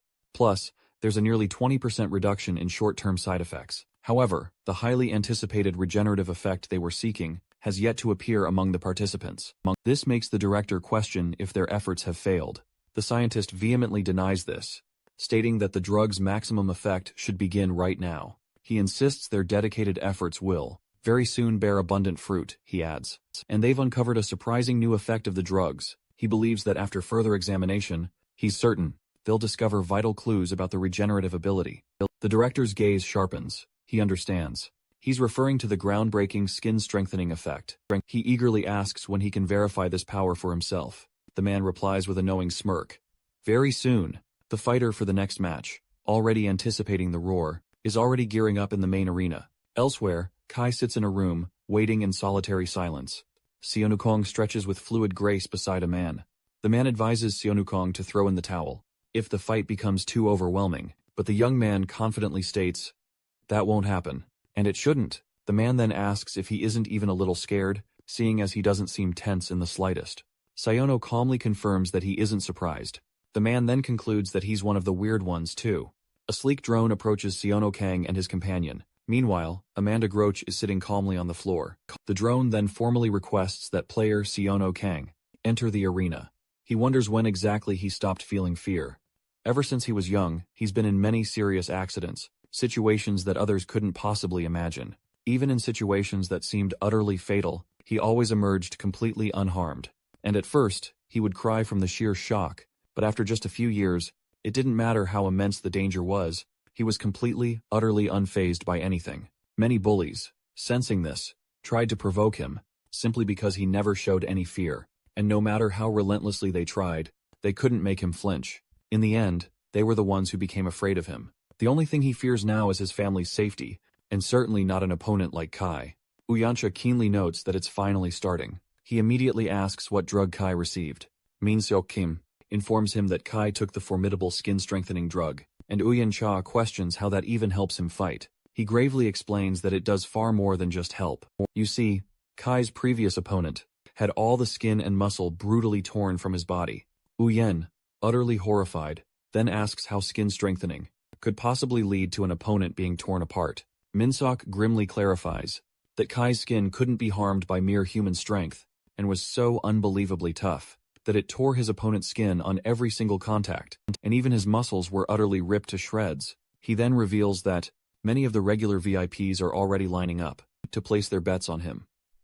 Uyan reflects on who he should bet on, given Kai is a seasoned professional fighter and wields a formidable skin-strengthening power. Minsok then displays on a tablet, confirming his prediction. Everyone is overwhelmingly betting on Kai, while not a single soul has placed a bet on Syonu. But then, a shocker. He notices someone daringly bet 100 million won on Syonu. Before them, Uyan gets completely worked up and demands, who could have possibly made that bet? Meanwhile, in another private box, Song Yancha intently observes the situation with her companion. Her companion then asks if she's truly certain about her decision. She coolly replies that you can't expect rewards without taking risks, and that she needs to try reckless things to truly catch up to her brothers. Sung Yun then concludes that it remains to be seen whether he will bring an astronomical return, or just be a massive, costly risk. The drone's voice booms, announcing the start of the fight. Between Kai and Syonu Kang, Syanu immediately snaps into a fighting stance, determined to win at all costs. He then notices his opponent isn't even preparing to fight. He asks Kai what he's doing, and if he intends to fight or not. Kai coolly replies that he's a warrior, not some bully who beats up kids. Kai then approaches and proposes a single, decisive blow. With just 1/10 of his strength, he moves forward and warns the kid not to get up again, and lands a powerful kick directly to Syanu's torso. Syanu immediately collapses to his knees on the ground. Uyancha remarks that, after a blow that painful, the match's outcome is already undeniably clear. The man with glasses leans over the railing, exclaiming, he needs to get out of there now. But Minho Kim states that he isn't screaming in pain, leaving the man utterly confused. He's sure. Syonu realized that Kai had no intention of truly attacking him, only of scaring him. The man then asks if Kai is trying to help Syonu. Minho denies it, saying he just doesn't want to fight because it would be incredibly embarrassing. He thinks his reputation would be damaged if he fought seriously against a student like Syanu. So basically, he's telling Syanu to just surrender and lose. Kai says he was supposed to pretend to be knocked out, not just scream. He continues, saying that complaining won't make a difference and that he'll give him another chance. Syanu simply interrupts him, leaving Kai surprised as Syanu stands up and asks if he's trying to win a debate. Kai claims he'll give him a taste of his true strength so he can fake a knockout convincingly. Kai lunges forward with a high kick towards Syonu Kang, but Syanu ducks under it and strikes his opponent's supporting leg. Everyone in the audience reacts, completely stunned by the counterattack. Kai then yells that he told him to stay on the ground. He charges at Syonu, unleashing a lightning-fast punch. The young man smoothly dips back, barely evading the fierce assault. Kai is utterly flabbergasted by the incredible tilt of his head to pull off that dodge. Then, Syonu explodes into the air, flipping right over him and landing a resounding slap on Kai's head. Uyancha watches the entire scene unfold, utterly stunned. Kai declares he was offering him another chance to actually do something. But Syonu questions if talking about giving chances isn't a tad bit overconfident for someone who was just instantly humbled by a mere student. He asserts that if Kai is so spineless he'd kneel, then he's not even worth the effort of a punch. Kai then resolves that, if he can't even pretend to save his own life, he'll simply have to give him a push. Kai seizes Sayo's shoulders, announcing he'll force him into trying to fight. The young man is utterly bewildered. When he realizes he's completely immobilized, Kai then declares he'll unleash 50% of his power and smashes a mighty headbutt straight into Syonu. Kai wonders if he completely overdid it, feeling a jolt of pain from the impact himself. Just then, a swift foot shoots towards him, slamming right into his chin. Syanu spins with the momentum to land a brutal kick on Kai's face. The impact sends Kai reeling backward, as Syanu lands gracefully. He wonders how the kid remained so unfazed by his headbutt. Syanu stumbles just a hair to the side, and grumbles that his vision is still times blurry. Kai surges forward, unleashing another punch. The blow just grazes him, yet tears Syanu's shirt clean open. Mr. Kang is utterly dumbfounded, demanding how Syanu's shirt could have ripped so severely. If Kai's fist only barely grazed him, Minho Kim ominously warns that he isn't finished yet. Kai then slams an elbow strike onto Syanu's back, and raises his fist for a devastating blow to the head. Mr. Kang screams at him not to do it, warning it will be fatal. Syanu collapses to the ground, and Kai towers over him. Mr. Kang shouts, declaring this has gone way too far, but Minho Kim calmly observes that the situation is nearly unbelievable, leaving the other man utterly bewildered. He then ponders, what exactly is Syonu? Kai also asks himself, what on earth is wrong with the kid lying in front of him? He realizes that even before his elbow connected, Syonu slammed his own head onto the ground. Kai then questions if that was intentional. He concludes it absolutely wasn't, and Syonu probably wasn't thinking, straight out of sheer fear. But he still has to ask, does the boy think his head is made of steel? And then Syonu begins to slowly rise. Kai is utterly shocked he's already getting up, and wonders how, since he heard he wasn't using any drugs. Mr. Kang watches the scene unfold, completely agape, not understanding anything that's happening. Minho simply states that this means Syonu isn't a child. He needs to worry about at all asterisk. And he concludes that, for some reason, something about him gives him the absolute chills. Syonu snaps back into his fighting stance, ready to continue the grueling fight. Kai tells him not to force himself to look tough, because he would have just left him alone. If he had just faked a knockout, but the young man swiftly cuts him off, declaring he's just mumbling again. He then boldly challenges him to prove if he's truly as strong as he claims, or if it's all just empty talk. Kai deduces that to make him finally yield, he'll need to demonstrate his attacks are utterly futile. So, with a defiant flourish, he opens his arms wide and boldly tells Syanu to do whatever he pleases, declaring he won't even defend himself. His opponent's utterly dismissive attitude completely infuriates him, even though, strategically, it's a distinct advantage. Kai, you see, risked everything, every single thing in his life, to become the ultimate combat fighter. He meticulously defeated every single fighter he could find in the ring, but even that wasn't nearly enough for him. He firmly believed that to truly become a warrior of legend, he desperately needed to survive fights brimming with pure killing intent. So he deliberately sought out the strongest, most ruthless criminals and deadly killers, joining their rival gangs, fighting relentlessly to level up and forge himself into the greatest warrior. That's precisely why he sees absolutely no need to take a fight against a mere kid seriously. Kai then confidently encourages him to attack, boldly claiming he won't cause him any damage whatsoever. Syonu, with shocking precision, lands a direct punch right to Kai's abdomen. The stunned spectators watch the scene with bated breath, utterly transfixed. Kai grabs his fist, a smirk still on his face, and calmly states that the blow won't cause him any damage. But then his face suddenly contorts into utter surprise. Syanu simply retorts, "I'll just land another one." And with that, he unleashes another devastating punch, this time directly into the pit of Kai's stomach. Kai is absolutely stunned, utterly baffled by what's happening. Syanu continues his relentless attack, launching a blistering high kick straight towards him. But Kai, with a quick reflex, manages to block the kick with his arm. Annoyed, he quickly prepares a thunderous counterattack. Syanu instantly realizes he absolutely needs to dodge this impending assault. Kai connects with a shockingly powerful punch right to Syanu's chest, completely tearing his shirt and leaving a nasty mark on his chest. The young man is genuinely surprised by the force of that blow, quickly thinking he needs to put some distance between them. He quickly takes a few steps back, as Kai menacingly prepares to attack again. Kai taunts, asking how many more chances he needs to grant him. Syanu simply lets out a surprising, confident laugh. A bewildered Kai asks, "Did he just laugh?" Syanu then coolly asks if Kai forgot what he just said.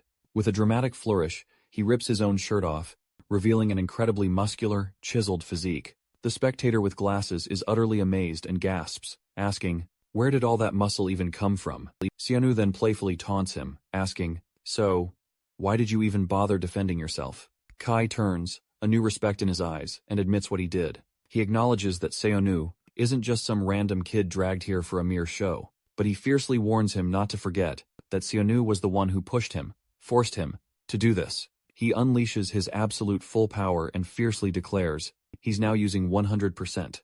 A triumphant smile then spreads across Syanu Kang's face.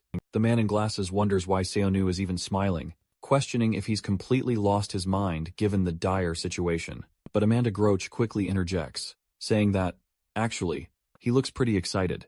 He gets all worked up, eagerly pointing out that their opponent is about to beat her attack with absolutely full force.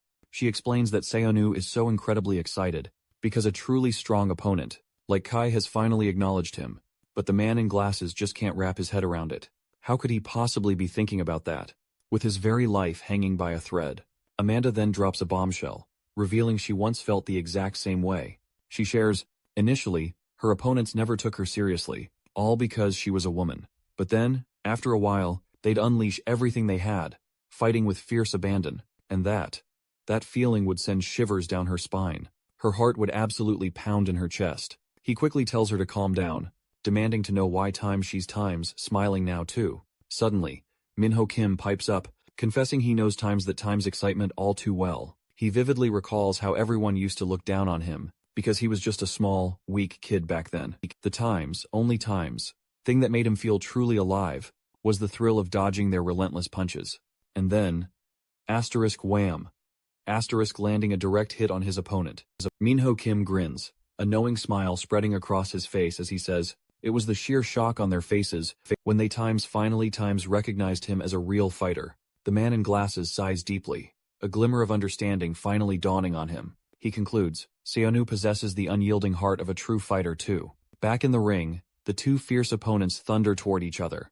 Syanu makes his move, deciding he'll strike first. He unleashes a powerful punch at Kai, who deftly blocks it with his arm. Mr. Kang immediately comments on the times, bone-jarring times, sound of the impact, believing Kai was truly surprised by that sheer power. But then, Syanu has a horrifying realization. His opponent's skin is like time's solid concrete asterisk. Kai, unfazed, warns him he's about to return the favor, and with a single, devastating punch, he slams times Syanu to the ground. A spectator feels the very ground times tremble asterisk, and declares, Kai is undoubtedly on a whole other level. The sheer force of that impact sends Syanu soaring, actually times flying times into the air. Lying prone on the ground, Syanu desperately struggles to breathe. The man in glasses, ever observant, points out that Syanu times managed to partially dodge the blow, but Minho Kim swiftly corrects him, stating Syanu didn't dodge it times completely asterisk. A nasty wound suddenly appears on Syanu's back. He feels a strange, unfamiliar sensation wash over him. Then Syanu, to his own surprise, wonders if he's truly scared. He glares, eyes blazing, at his formidable opponent, and asks himself, am I feeling fear because of times him asterisk? Kai, sensing his hesitation, challenges him to just admit it, and boldly declares Syanu will never be able to beat him.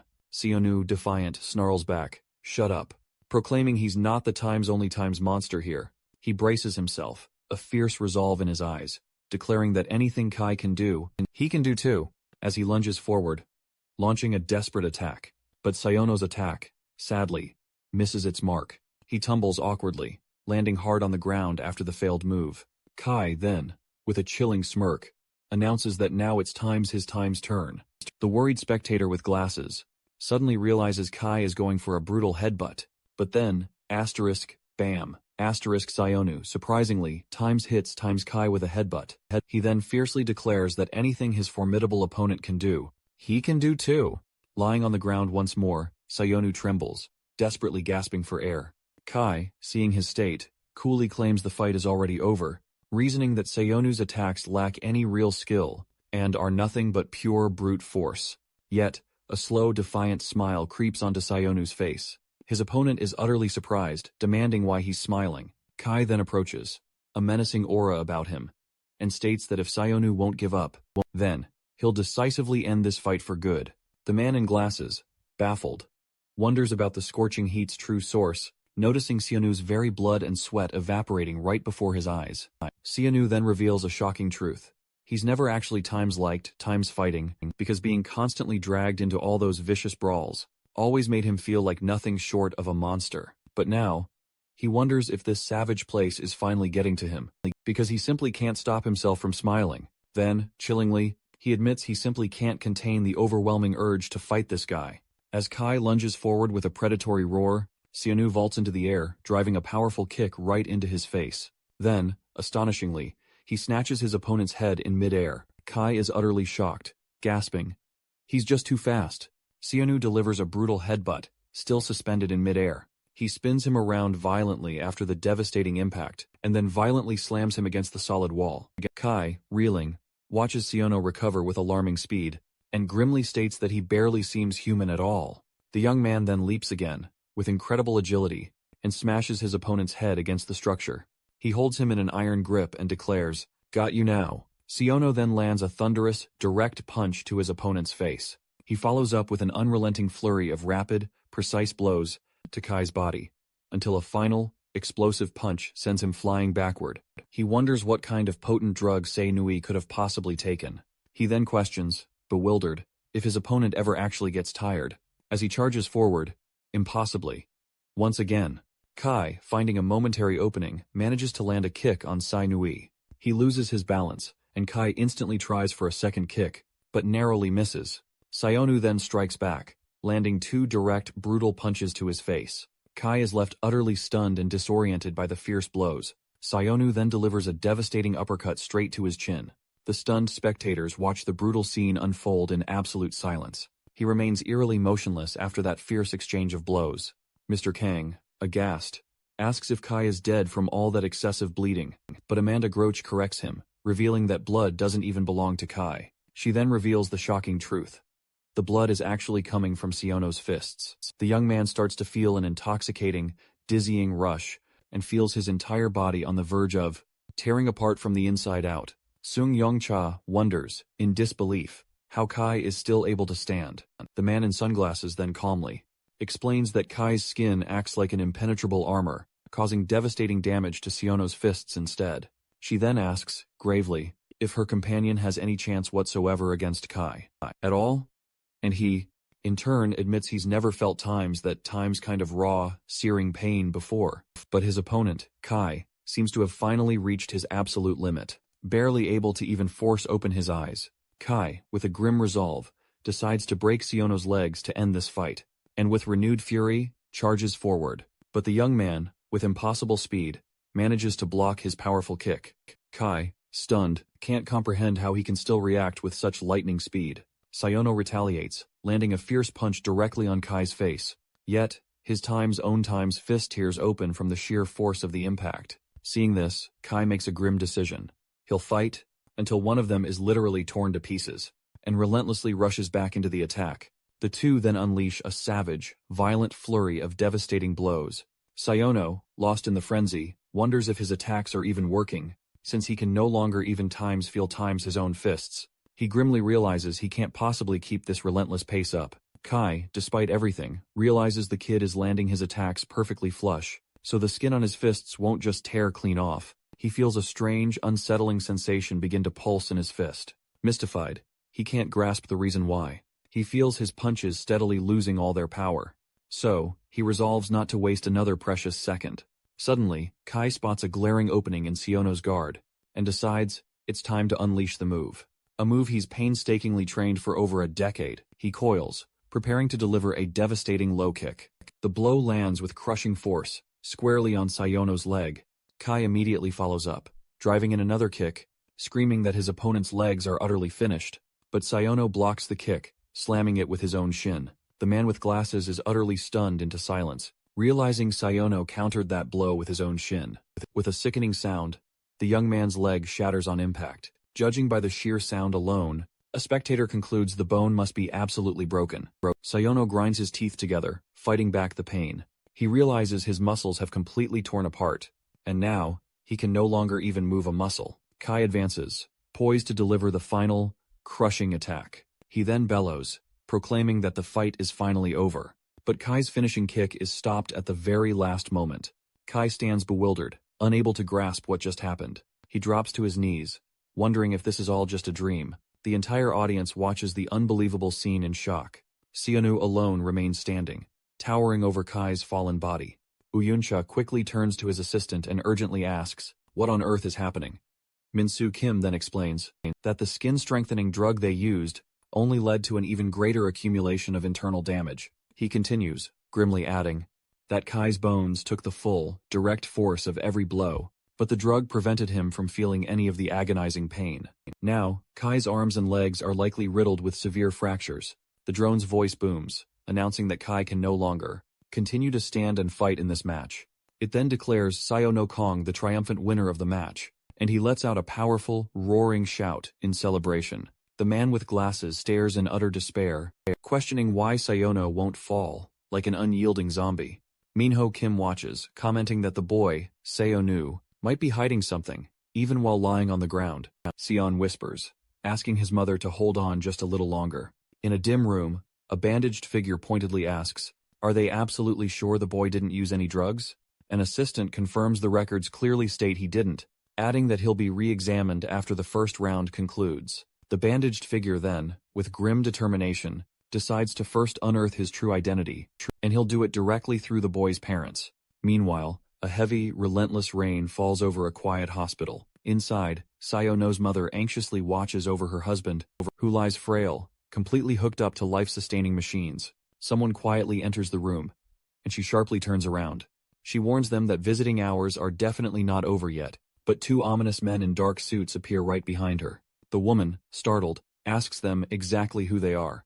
Back in the bustling, echoing arena, medics quickly carry Syonu away on a waiting stretcher. Uyan-cha questions, deep in thought, if he'll truly be able to win the very next round. With so many severe injuries, Minsu Kim calmly says they will postpone the decision until his crucial medical exam. He then reveals he plans to run a secret drug test on him. During the exam, Uyan-cha's eyes widen in surprise, and Yushin's assistant quickly goes on, commenting that if he passes this second, rigorous test, Sayo will instantly become a top contender for ultimate victory. The man then asks if it's even allowed to run a secret test. If the player refuses, the assistant smoothly explains, "It's just a crucial compatibility test for the doping. We need to keep this under absolute wraps." Uyan-cha then probes, "What happens if this test goes south?"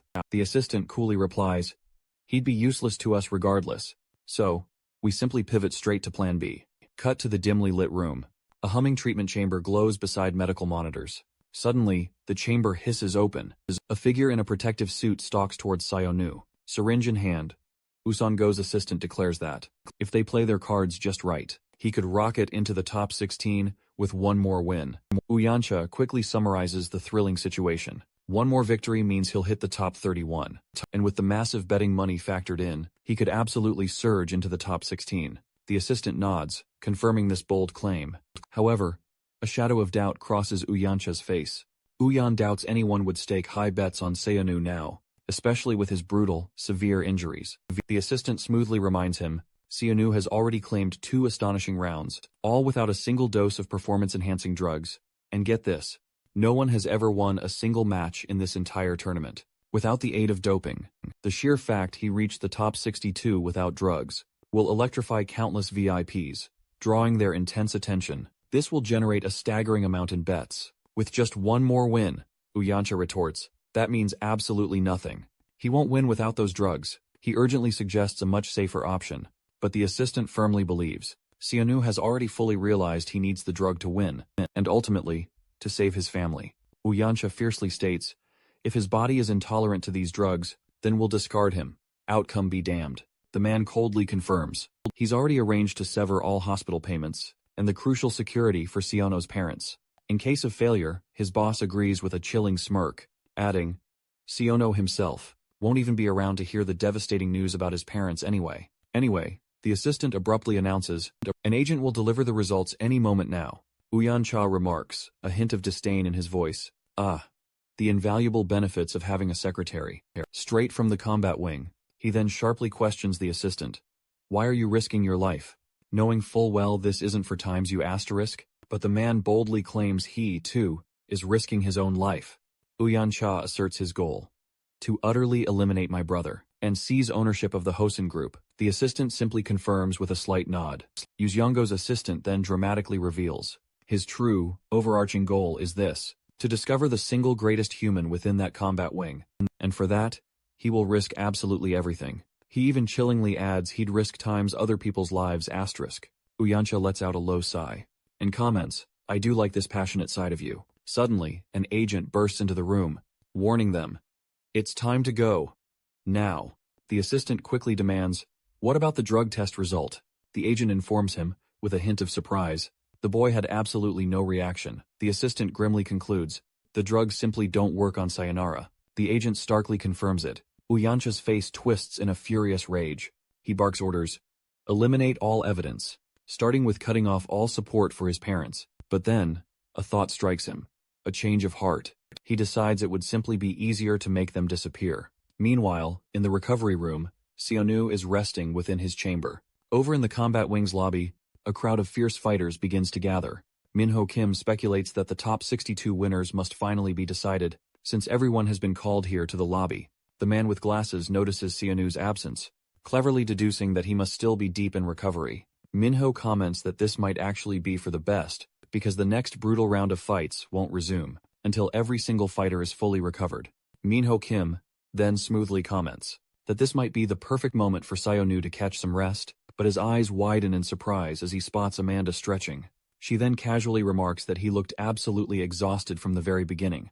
Minho Kim observes that battles here typically leave fighters with serious injuries, just as it happened to both him and Syonu. Yet, he keenly points out that the two of them somehow managed to reach the top 62 without a single scratch.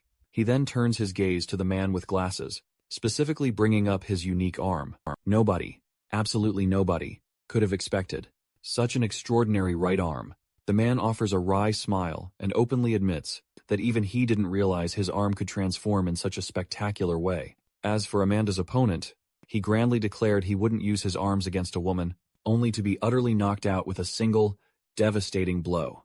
To be perfectly honest, Minho witnessed her defeat her opponent so incredibly fast that he still can't quite grasp exactly how she achieved that victory. Minho Kim then eagerly asks if she would share her secret to victory. She turns, a challenging glint in her eye, and questions why she would ever tell him. Amanda coolly explains that he might very well become her opponent in the not-so-distant future. Suddenly, Menon dramatically appears, indignantly asking why he was left out of their fascinating conversation. He then brags confidently to the entire group, declaring himself the very first one to clinch a victory. A booming voice then congratulates all the formidable fighters for magnificently reaching the coveted top 62. He explains that by decisively defeating just one more opponent, they'll earn an incredible chance to vault straight into the top 16. After conquering this round and securing a spot in the top 31, they will be meticulously ranked based on the immense money wagered on them to determine the elite top 16. And if they miraculously survive the brutal round of 16, they will be rewarded with a staggering 5% of the total bets as their prize money. A roar of ecstatic cheers erupts from the crowd of fighters at this thrilling news. The voice passionately encourages them to risk everything, to literally risk their lives, to spectacularly demonstrate their immense strength to the VIPs, without a single worry about potential injuries. Then, he dramatically announces that the much-anticipated matchups for this next fierce round will be unveiled. Live at the Hosen Group headquarters. The conversation, meanwhile, continues elsewhere. Uyan-cha intently asks if they can secure other powerful candidates besides just Syonu, and Yusian-go's assistant confidently confirms that they absolutely can. He reveals a striking image of a fighter on a tablet who appears to be the perfect candidate they're searching for. Uyan-cha, intrigued, asks for the identity of this individual. The assistant dramatically reveals it's none other than Syonu's upcoming opponent, Ryo Ichika. Suddenly, Syonu jolts awake, powerfully stepping out of his recovery chamber, and lets out a frantic scream for his mother. He suddenly realizes with a jolt that it wasn't a dream at all, and that he truly heard every word of that conversation. A figure in a protective suit chillingly discusses the order to eliminate his parents should Syonu fail to respond to their drugs. Syonu immediately understands. He must escape this place, and he needs to do it as fast as possible. Meanwhile, in the combat wing director's office, a doctor arrives for an urgent meeting. The director immediately demands an update on the results of Syonu's medical exam. The doctor, looking grim, replies that they found something extraordinary. He explains the young man possesses a unique trait, one their most powerful drugs cannot enhance. Syonu's bone density is an astonishing 10 times higher than average. His superior finds this information almost incredible, but the doctor dramatically reveals there's even times more asterisk. The director, now on edge, demands to know what it is. He states, with a shocked tone, that the boy's recovery speed is excessively, unnaturally fast. Showing the raw data, the doctor corrects himself, stating that the process resembled nothing short of time's regeneration asterisk. This shocking new information leaves the director completely stunned. The doctor suggests that Syonu could be the key to unlocking clues for the regeneration drug. This is the very drug they've been searching for. Understanding the boy's monumental importance, the director urgently asks if Syonu's parents have been secured. The doctor apologizes profusely, and his superior furiously demands to know the exact reason for this catastrophic failure. He begins to explain, a tremor in his voice, that, when his specialized team finally arrived at the location, someone else had already gotten there first. Back in the recovery room, Syonu suddenly jolts upright. He exclaims that something terrible might happen to his parents if he doesn't get to them right this instant. But then, the young man has a devastating realization. There isn't even a vent for air to escape this sealed room. Filled with fierce determination, he desperately tries to open the door, searching for an air duct or any other possible exit. He is then utterly surprised to see someone calmly entering the room. A mysterious young woman comments, with a sly smile, that it's good to finally see him up close. She then smoothly introduces herself as Seongyeon-cha. Syonu, defiant, immediately tells her to get out of his way. She, however, advises him not times to look for his parents, leaving him utterly bewildered and confused. Seongyun calmly claims she is taking excellent care of them. Far away, in Uyuncha's high-tech office, a very serious and tense conversation is taking place. He demands to know what his assistant means by saying, someone already got to Syunu's parents first. The man reports that they vanished without a single trace, and he suspects the combat wing must have had something to do with it. His boss probes further, asking about the combat wing. He explains they always move with ruthless efficiency and speed to eliminate anything that could possibly cause trouble. Uyuncha comments, a knowing smirk on his face, that they didn't even have to get their hands dirty this time. He adds that luck must truly be on their side today. He then smoothly asks if his assistant has already contacted the next target fighter. The assistant reassures him, confirming the plan, explaining that within the combat wing's rules, VVIPs are granted special privileges to summon fighters to their private rooms and go anywhere they please, except, of course, the highly restricted areas. His assistant, with a hint of concern, asks if he's really allowing them to walk straight toward those monsters, and Uyunsha, with a chilling smile, confirms that he is. But the man warns him intensely that it's truly unwise to casually wander around this wing's restricted zones. Safety is only guaranteed if you stay inside the VVIP room. Back in the recovery room, a crucial scene unfolds. Soyeon swiftly locks the door behind her, sealing them in. Soyeon fiercely demands to know what she means by taking care of his parents. Sung Yeon, however, urgently motions for silence, telling him to lower his voice immediately. If you want to save them, she whispers intensely. She states firmly that running away now won't do any good at all. Syonu shoves her hand away, bristling with suspicion, and demands, "What exactly do you mean by that?"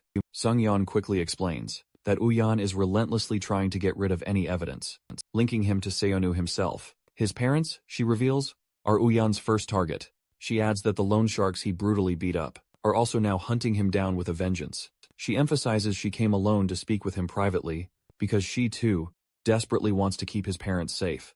Syonu then intensely asks who she is and what she truly wants from him. Song-yoon finally introduces herself by name and declares that she only needs one specific thing. She then points directly at Seonho and boldly states, "I need times you asterisk." Completely surprised, he blurts out, "What are you even talking about?" So, Yeon reveals she's one of the exclusive 16 VVIPs, and she desperately needs a reliable fighter to bet on. She states that although she's surprisingly young, she was, until recently, one of the powerful owners of the Hosen Group. To make it even easier to understand, she then drops a bombshell. She reveals bluntly that she's the half-sister of his infamous former employer. She adds that she was kicked out of the Hosen Group because of his underhanded schemes, but she was already planning to leave anyway. Her other businesses are thriving splendidly, so she frankly doesn't mind being kicked out at all. Even so, Yeon reveals that she still doesn't want her brothers to utterly ruin her father's legacy company. She proclaims she absolutely cannot let that happen. Syonu then asks her, bewildered, what times, any times of this, has to do with his parents. She explains that, to quickly sum it all up, her siblings and she are constantly spying on each other like hawks. She's been keeping an especially close watch on her second brother, Uyan. When she saw him go to such extreme lengths to recruit him asterisk, she cleverly approached his parents to find out more about him. Sung-yoon then quickly realized he was even more incredible than she initially thought, and she concludes by saying, with a sly glint, she couldn't possibly let her brother monopolize his extraordinary genes. Seonu sharply questions the sudden mention of his genes. Sung-yoon warns him that the truly important thing is that many times dangerous people are now looking for his parents. He then asks, "What do you want me to do?" Then, if running away is utterly useless, she claims confidently, to be absolutely sure there's only one way to save him and his parents. Syonu instantly asks, "What would that one way be?" Sung-yeon declares with fierce determination, "You need to win asterisk." She reveals her audacious plan to make a deal that will utterly ruin her brothers. She'll do it by betting big on the Combat Wing Championship, and she guarantees that if everything goes exactly as planned, her brother will land himself in prison. And those pesky loan sharks? Money can make them vanish. Jeonu, however, fiercely questions the validity of her promise, especially in a super-secret place like this. She then explains that in the ruthless combat wing, anyone who fails to keep their word, their pledge, is swiftly eliminated by the local authorities. He then presses her further, asking, "Are you truly willing to risk your very life to bet on me?" Jeonu counters, stating passionately that she's absolutely not the only one who desperately needs this partnership, because when the critical moment arrives, and the 16 finalists are chosen, anyone not hand-picked by a powerful VIP is immediately, ruthlessly disqualified. But he insists, demanding to know how he can truly be sure his parents are safe, and how he can ever trust the word of the rich. She replies bluntly that cell phones, and all other electronic devices, are strictly forbidden inside. Sung-yoon then states that because of this strict rule, there's absolutely nothing she can visually show him, but she vehemently claims he should be able to trust someone who has shared incredibly deep secrets with his own parents. She then dramatically reveals, it's someone who knows the hidden secrets of his parents' past, and even how he got his very own genes. He demands furiously to know what she's talking about, and fiercely asks her to tell him everything right now. Just at that explosive moment, the room's door dramatically swings open. Jianyan reminds him sharply, don't you ever forget, I am guarding your parents with my very own life, so there's absolutely no reason for him to attempt an escape. A drone silently glides into the room, and she declares, it's time to go. She softly reassures him, telling him there's no need to worry about anything else. As she turns to confidently leave, Sheng Yun firmly states that he just needs to win. By her side, other formidable fighters are eagerly gathered. One man excitedly comments that their prize money has skyrocketed considerably as he gazes at a massive screen. He then wonders aloud how Syanu could possibly be in last place. One of the young men quickly explains, it's because he was sent straight to the recovery room. Nobody in their right mind bets on an injured fighter. A drone then announces, player Syanu Kang has officially returned to room 10. A man greets him warmly, saying he looks much better than expected. The door smoothly closes, and he comments that Syanu must have rested incredibly well. Syanu urgently asks him, how did you manage to win without getting hurt at all? Syanu intensely explains that he absolutely needs to get into the top 16, or his entire family is utterly done for. He desperately begs him to tell him anything at all, stating he'll do whatever it takes to succeed. In a raw gesture of pure desperation, he asks for his help, his guidance. He then sadly assumes it was just too much to ask for. Just then, a woman approaches and brilliantly suggests a finishing move. Syanu repeats her intriguing suggestion, utterly confused. She then explains that it's incredibly hard to truly dominate a fight without a powerful finishing move, especially in the cutthroat combat wing. The fighter then directly asks him what his unique specialty is. The older Mr. Kang then confidently suggests a devastating calf kick, using his exceptionally strong shin. He comments that few people can control their legs with Syanu's incredible precision and blinding speed. He vividly recalls that during the fight with Kai, Syanu expertly blocked a low kick. His shin bone glows with pure confidence, a formidable display.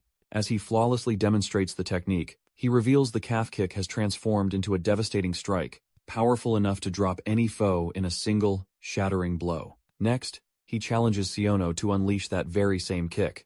The sheer force of Siono's impact leaves the man utterly astonished. He immediately showers Syonu with praise, declaring his talent is truly exceptional. Suddenly, a thunderous crash from the ceiling above rips through their conversation, halting everything.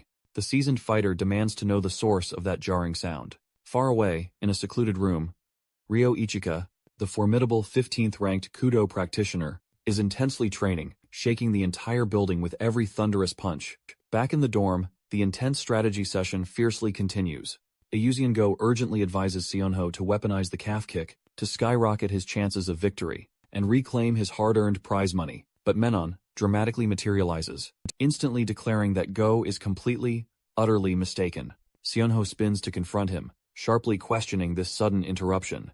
Menon confidently asserts that everyone should already be aware that Syonho's true finishing move is not the calf kick. He dramatically points to Syonho's forehead and boldly reveals his actual finishing move is the devastating headbutt, reminding everyone present how Syonu countered a Lethwei champion's skull-crushing headbutt, not once, but multiple times. Menon triumphantly concludes that Syonho's relentless fighting spirit undeniably proves his skull reigns as the absolute strongest.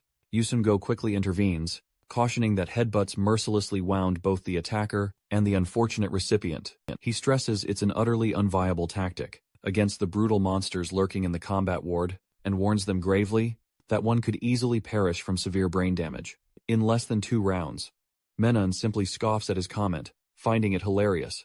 He then boldly challenges, didn't we all put our very lives on the line by daring to enter this brutal competition? He grimly warns them, if they falter or hesitate against the top-ranked titans, they could meet their end right there, instantly.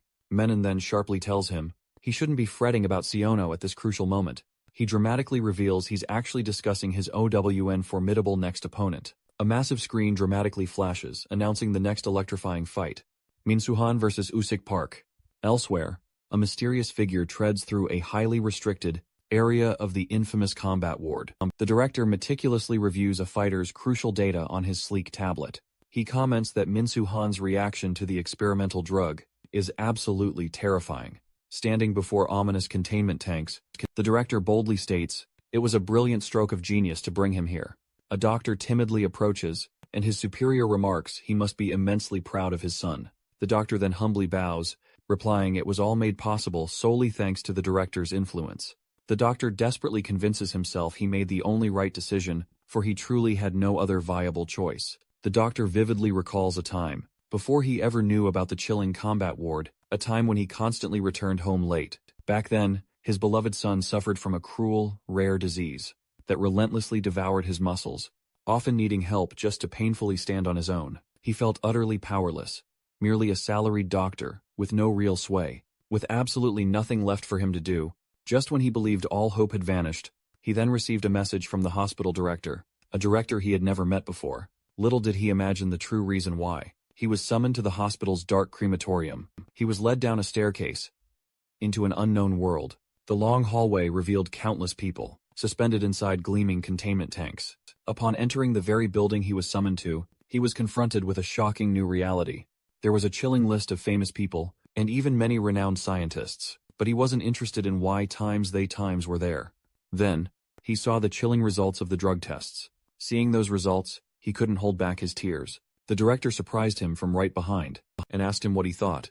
As the doctor instantly thought of his son, then, the man offered him the chance to have his son participate in this very experiment.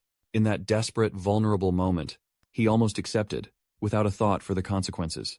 But he then started to run away from there. Fleeing back to his son, he recalls a memory. His son, who had gone to school, saying he felt fine that day, only to be found trying to take his own life. The doctor saves him, and suddenly realizes he had forgotten how they were truly living. In his arms, the young man begs his father. He asks his father to just end his life. The doctor sinks into deep despair, as there was nothing more he could do. He then accepts the director's desperate offer, and joins the sinister combat ward, wondering if there was truly any other path. And he can't help but wonder if that decision turned him into the monster he is now. Back in the present, a drone instructs Minsu Han to enter the arena. The young man prepares for the intense upcoming fight. The doors open wide, and he enters the arena, facing his formidable opponent, Usik Park. Usik Park, a Krav Maga practitioner, readies himself for the start of the match. Minsu Han, a Kali Arnis practitioner, takes his disciplined fighting stance. A drone announces the start of the brutal fight. Between the two formidable competitors, the fight begins. Both charge at each other. Minsu Han strikes his opponent's right arm. The spectators react with genuine surprise to the unexpected blow.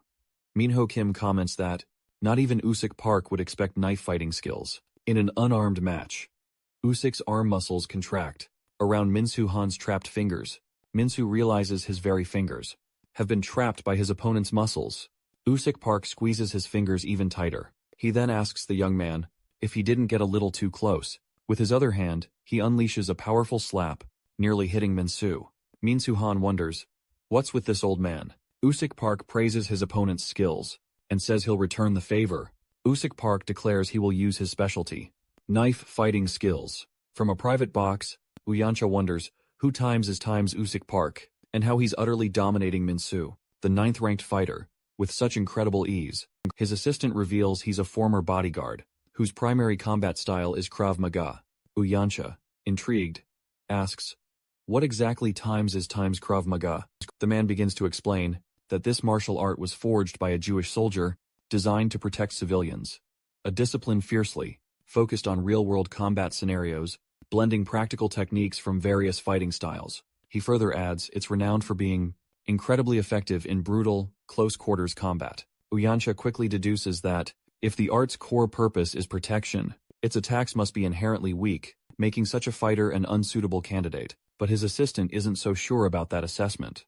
He then poses a thought-provoking possibility. What if the method of protection is, in fact, utterly eliminating the threat? Usik charges directly at Minsu Han. Minsu watches the incoming blow, scoffing that it's far too slow. Usik Park's strike whizzes past his opponent's face. A near miss. Minsu Han fluidly dodges the attack, flatly stating his opponent is simply too slow. Usik Park attempts to block the counterattack, but Minsu's fingers pierce directly into his temple. Usik violently swings his arm to push him back, but Minsu deftly retreats, then charges forward again, absolutely determined to catch him, no matter the cost. Minsu taunts him relentlessly, proclaiming it'll be useless with such an unbalanced body. Usyk uses his arm to explosively push off the ground, announcing his imminent charge. He hurtles himself directly toward his opponent. The fighter lands a devastating blow that violently slams him to the ground. Minsu Han takes the full impact directly to his face. Usyk presses him against the wall, unleashing a flurry of blows, but his adversary simply declares, "It's useless." He then backs away, reeling from the impact. Minsu strikes him in 2 critical spots on his chest. He comments that Usyk actually managed to stop him, but wonders how long that resistance can possibly last. Minsu then unleashes a furious series of lightning-fast attacks across Usyk Park's body. Usyk Park grimly admits he simply cannot keep up with the overwhelming speed of the attacks. Minsu Han then delivers one final, crushing blow to his back. The entire scene leaves the other fighters absolutely stunned into silence. Minho Kim wonders aloud, is this the true power of a 9th-ranked player? Is there any times, way to possibly defeat him?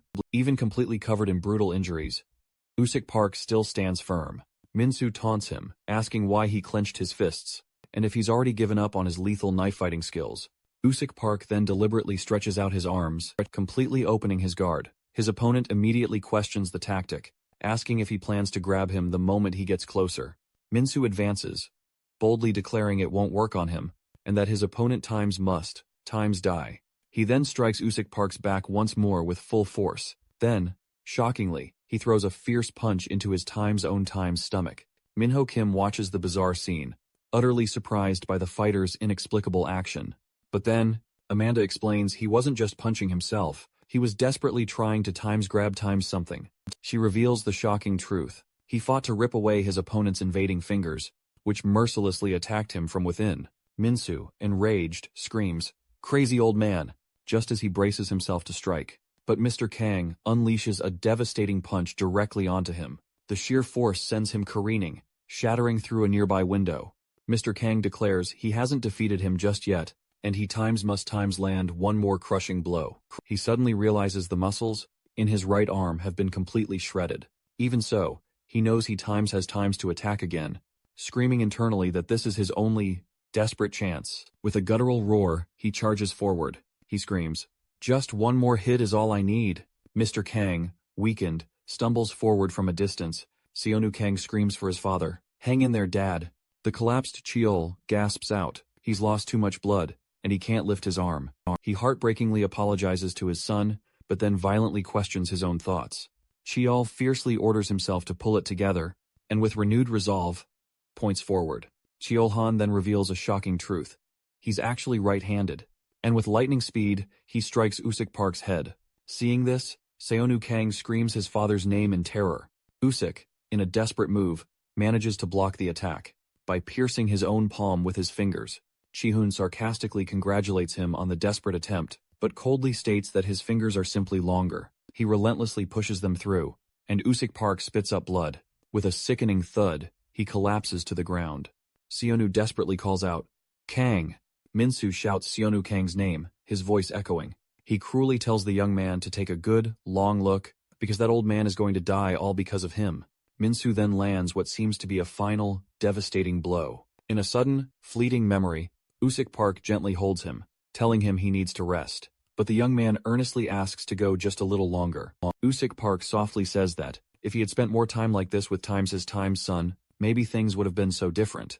Syonu Kang suddenly realizes that, maybe this is exactly what it would have been like if he had ever been close to his own father. The young man wonders if he'll ever get another chance. But Usyk lovingly reassures him, saying a father would never leave a son like him behind. He then profoundly states that likewise, he won't die and leave his own son, either. A cold, mechanical drone announces that the match has officially ended, declaring Minsu Han's victory.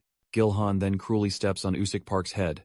He laughs maniacally, exclaiming how truly fun this place is. Syonu, enraged, leaps directly towards Minsu. He gets to his feet, facing Minsu as drones buzz menacingly over the arena. Watching from a distance, Minho Kim notices the guides aren't actually shooting at him. He then assumes the drones won't fire. As long as there's no actual fight happening, the two opponents stare each other down across the distance, a palpable tension in the air. Syonu Kang yells at him, "Get your foot off!" Minsu tauntingly dares him to take it off himself. Syonu charges forward, yelling once more for that punk to get his foot off.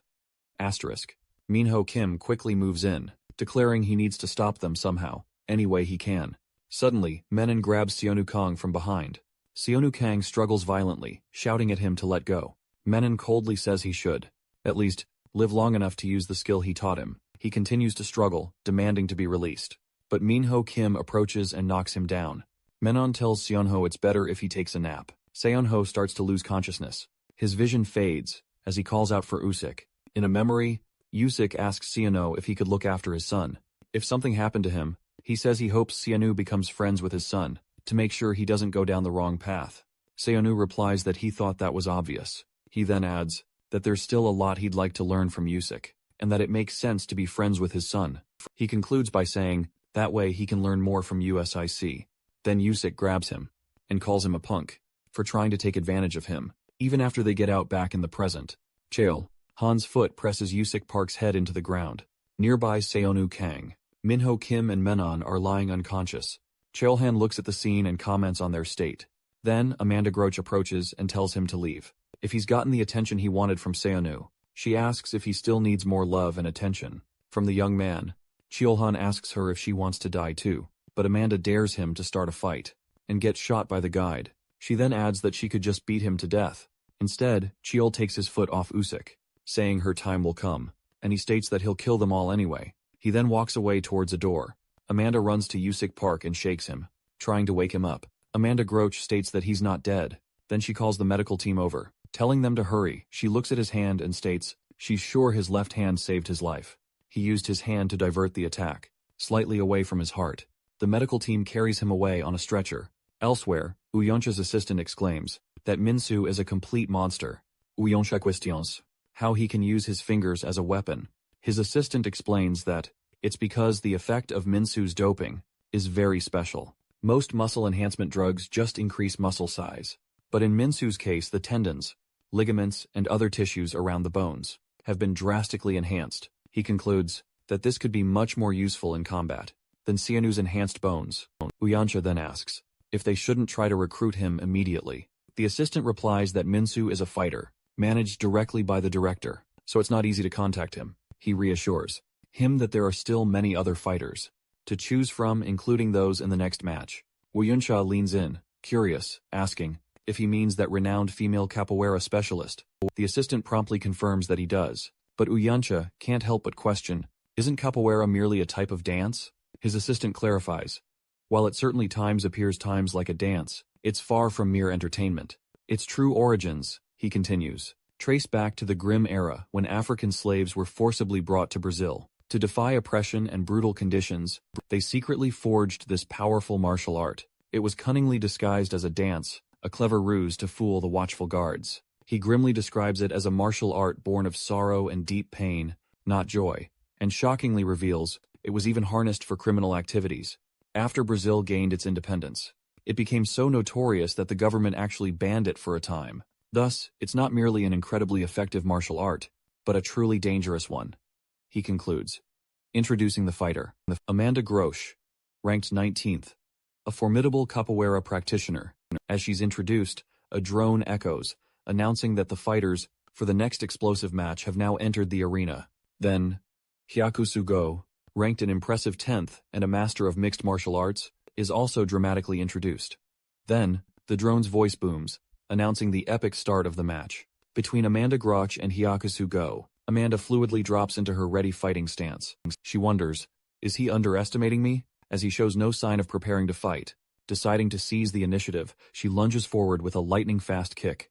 Enough about Amanda Groch and her capoeira. He then eagerly asks about the other fighter, Hyakusugo, noting that as the 10th-ranked fighter, he simply must be exceptional. His assistant explains that Hyakusugo used to compete in MMA, without much success at all. However, he gained his astounding dynamic vision after using the drugs, from this very place. Now, among the VIPs, he's notoriously nicknamed KO 10 seconds. Naturally, the bets on him have been skyrocketing. Uyancha, intrigued, questions the unusual nickname. The assistant proudly clarifies, he's won every single fight by devastating knockout in matches that never ever lasted more than 10 seconds. Impressed, Uyancha exclaims, that's utterly incredible. The assistant adds that he's drawn in countless bettors, by finishing all his previous fights completely without a scratch. With the blazing fame of his 10-second streak, the hype surrounding him has exploded even further. If he can maintain this astonishing title, he'll rake in a colossal amount of money and instantly jump to at least 5th place. Meanwhile, in the arena, Hayakusu Go stands poised, waiting for the fight to truly begin.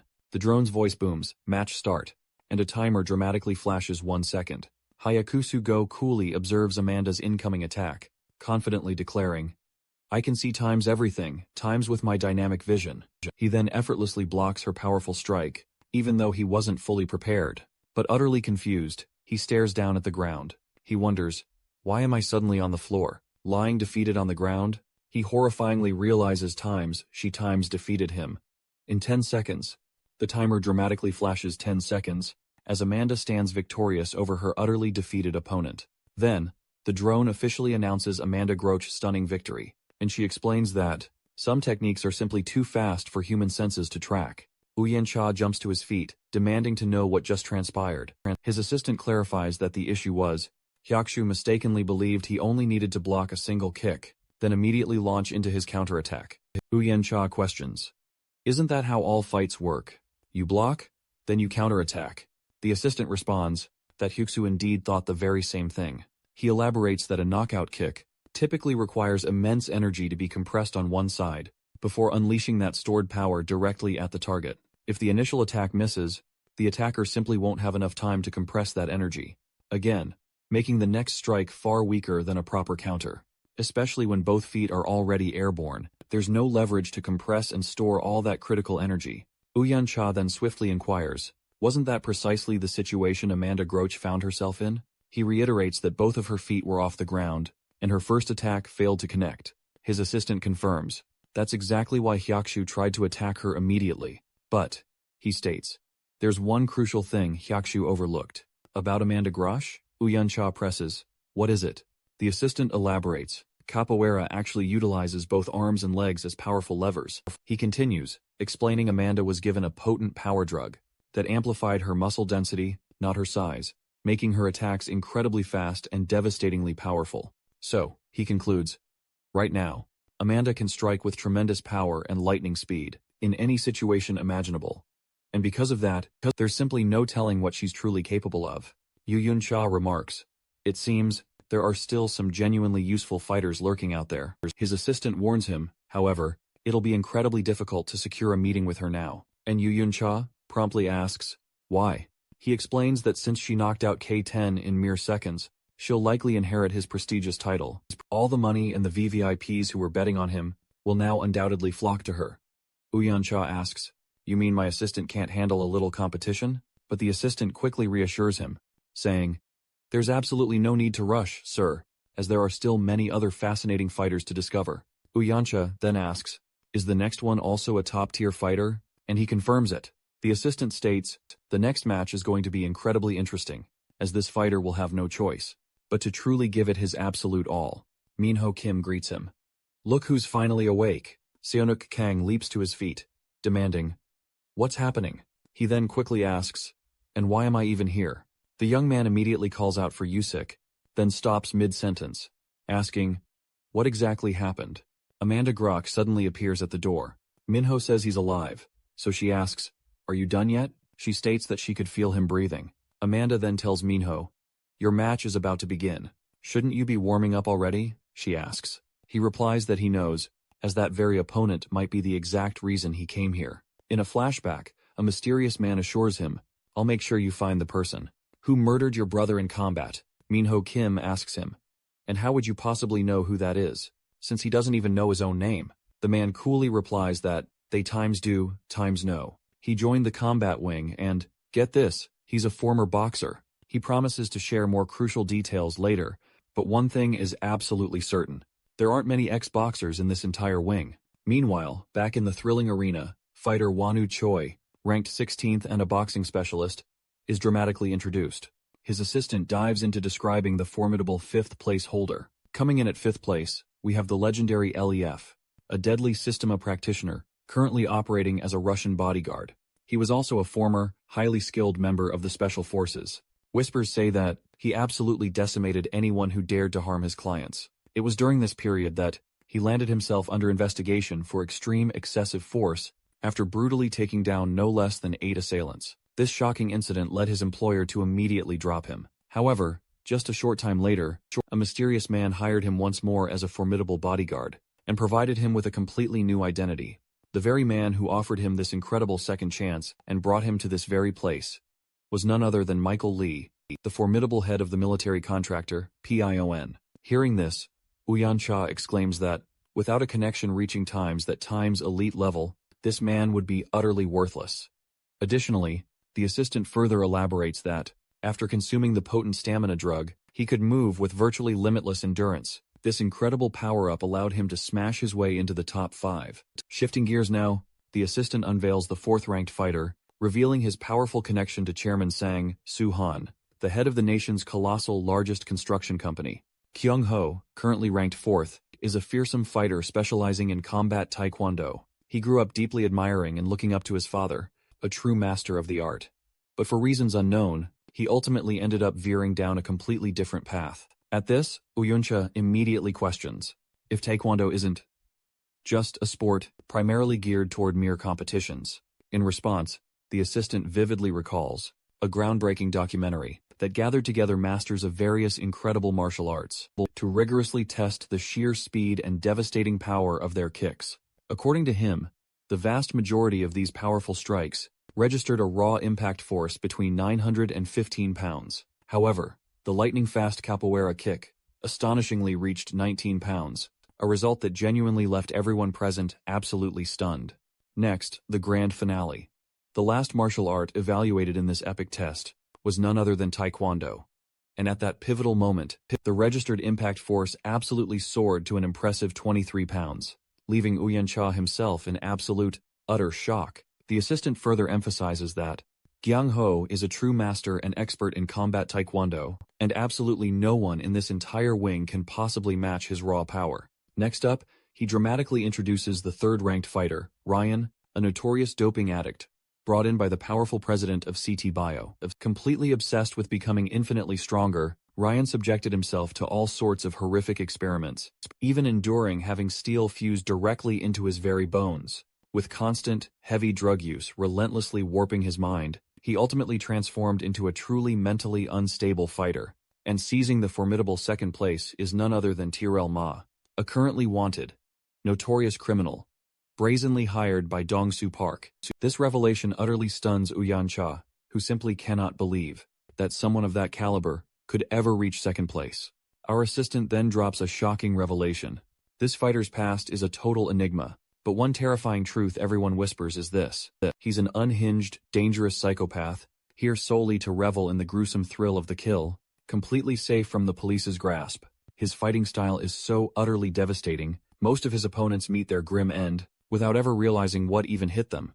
Uyan-cha then cries out in horrified realization.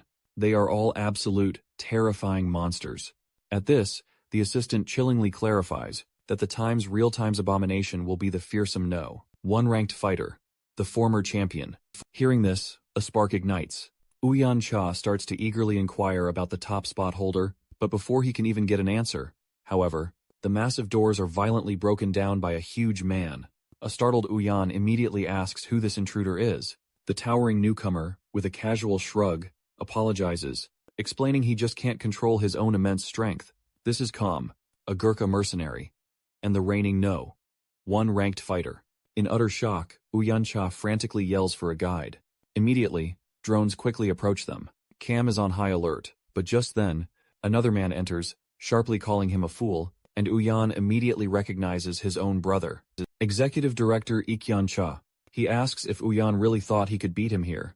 In response, Uyan-cha swiftly reminds him of their bet, and confidently tells him to start packing his things. However, Ikyan coldly calls him an idiot for putting a student in a bet that involves his esteemed position at the company. Uyan reacts immediately, infuriated by the taunt. His brother then warns him about breaking a certified bet and says he'd better not ask for help later.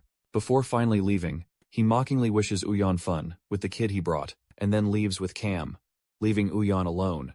Uyan-cha absolutely fumes with rage. He then yells at his assistant, asking what is being done, and furiously ordering him to find someone who can defeat Cam. He then starts to wonder if it's already too late, and if the ultimate winner isn't strictly supposed to come from the top 5. The assistant replies that the chances are indeed high, but points out that it's not an absolute, unbreakable rule. He explains that the effects of the drugs can be wildly unpredictable, and because of that very reason, some fighters can emerge as dark horse potential winners from within the broader pool of the top 16. Although this process can certainly take some time, he states, that's exactly the type of fighter they are looking for.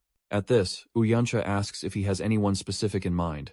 The assistant reveals that in fact, 5 promising names have already been considered. The first is Ryo Ichika, who will fight Syonu. Besides him, he also mentions Amanda Groach and the powerful judo master, Wu Gangju. Continuing, he explains that the other 2 candidates are the very ones who will face each other in the next round.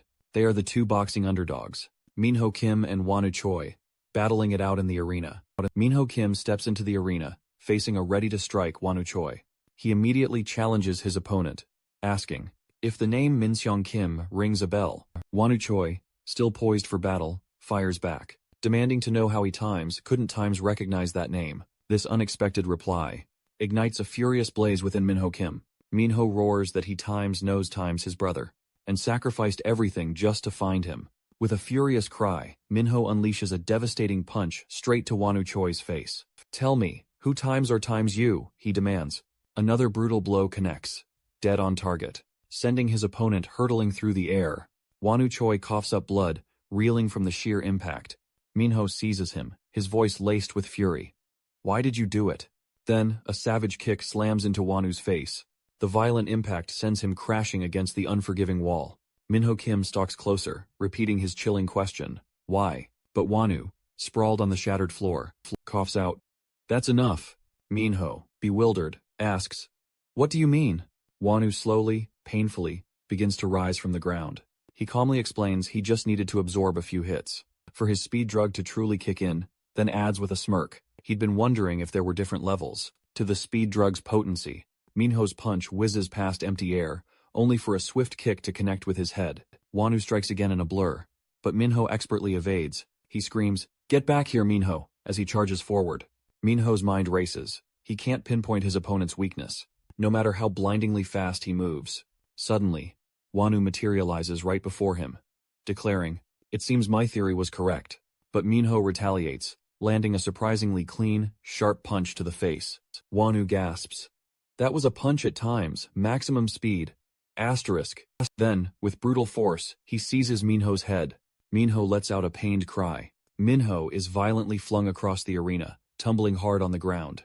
Wanu admits there's a certain risk of getting beaten down, but the effects of his drug are absolutely top-notch. He saunters closer, ordering his opponent to simply stop moving, so the referee can finally end this fight. He then concludes that this leaves him with no other option but to kill him. Minho's mind flashes back to his brother's words. When you think it's all over, take one last, deep breath. His brother had finished, saying that it would give you one final chance. Minho's heart begins to hammer fiercely in his chest. Wonu Choi instinctively leaps back, narrowly dodging the sudden assault. Minho crashes down with immense power, shattering the very ground beneath his feet. Wonu stares, wondering if Minho also grows stronger after enduring damage. Then, Minho lunges forward, unleashing a truly thunderous punch. Wonu instantly decides he must dodge at times maximum speed asterisk. He hurls himself sideways, desperately attempting to escape the blow. But Minho intercepts him mid-air, a brutal punch connecting. He grimly realizes he can no longer evade. Minho's voice, raw with anguish, demands, why did you kill my brother? Then, a truly violent punch crashes into him, dead center. The catastrophic impact smashes Wanu deep into the ground, which completely shatters beneath him. The director of the combat wing reveals, with a gasp, that this is the Time's second transformation asterisk. Lying helpless in the newly formed crater, Wonu Choi coughs. Minho Kim steps forward, asking one final, chilling question. Why did you kill my brother? Then, Wonu finally confirms the terrible truth. Minseong was indeed murdered. Minho Kim's eyes burn, demanding to know. How does Wonu even know his brother? If he isn't the killer then, Minho ponders. Wonu retorts that any true boxer would instantly know. The champion holding the world record for title defenses. So Minho furiously demands, who would do such a thing?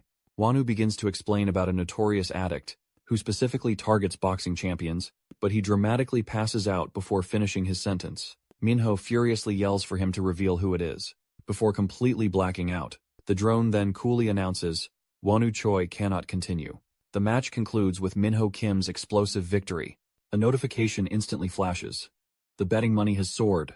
Watching intently on a tablet, Uyan Cha remarks, "This kid Minho is absolutely incredible." The director's assistant observes, he underwent a second times transformation, and without drugs, and the director confidently states, "The results of my experiments are finally starting to show."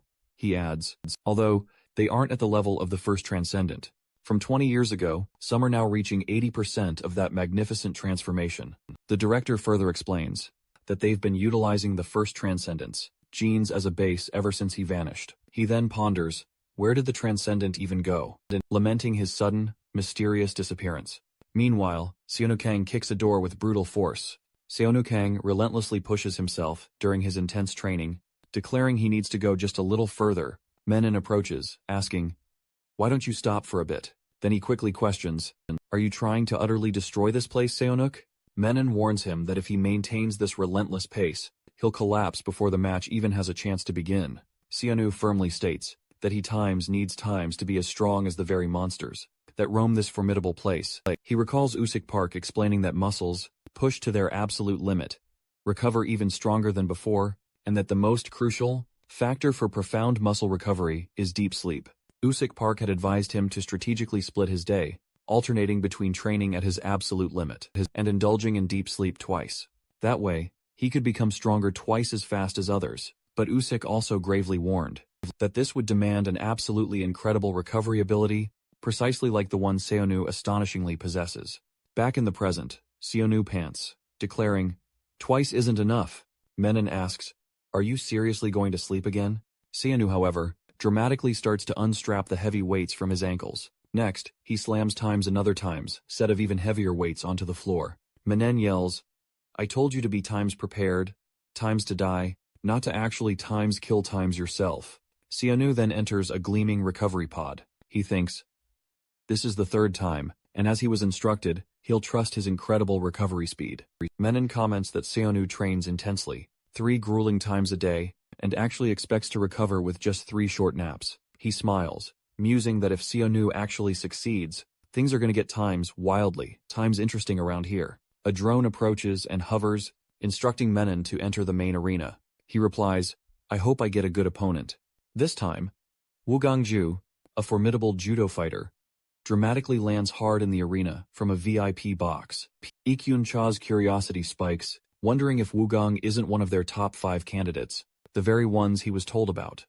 Wu Yun Cha's assistant explains that Wu Gang gained extraordinary, crushing grip strength from his potent enhancement drug. He continues, revealing his grip can pulverize muscle and bone, leaving opponents utterly stripped of their will to fight. But the true terror? It's his devastating judo skill, which can utterly shatter the bones of anyone. He slams to the ground. Ikyun Cha then inquires about Wu Gang's opponent, Menon, casually remarking that being ranked 45th, he's likely not worth much attention. Uyancha's assistant, however, replies that he has absolutely no information on him, leaving Ikyun utterly surprised. He explains that, it appears, Menon was recruited directly by the combat wing, and they have 0 data on his background, or martial arts. He also adds that, the effect of Menon's unique drug has not yet been determined. In the arena, Menon bizarrely licks his own arm as he's announced. Wu Gangju is then introduced as the 15th ranked fighter, a formidable judo practitioner.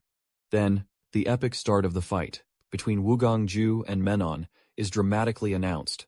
Wu Gang declares there's no need to drag out this fight, boldly stating they should end it in one decisive blow. Menon effortlessly dodges his attack and simply replies, "Sure." He instantly appears behind Wu Gang, whispering his back is wide open, but Wu Gang suddenly snatches him, proclaiming, 1 point.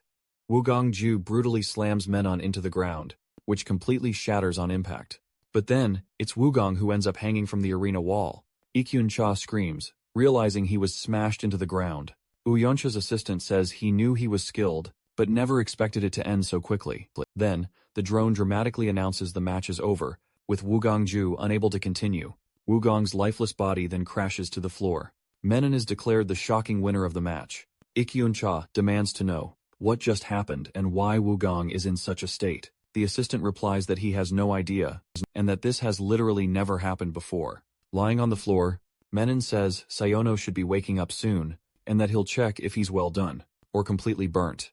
Meanwhile, the recovery capsule dramatically opens. Sion wakes up, wondering if his intense training was a success. He then stands, boldly stating that success or not, he has no choice but to push onward. Sion wonders if his mother is truly safe, and if he can really trust that woman. He decides he needs to confront that bastard scout. A drone suddenly appears, and informs him that he's been summoned by the scout. Uyancha's assistant instructs him to remove his blindfold, and calmly says, "It's good to see him again."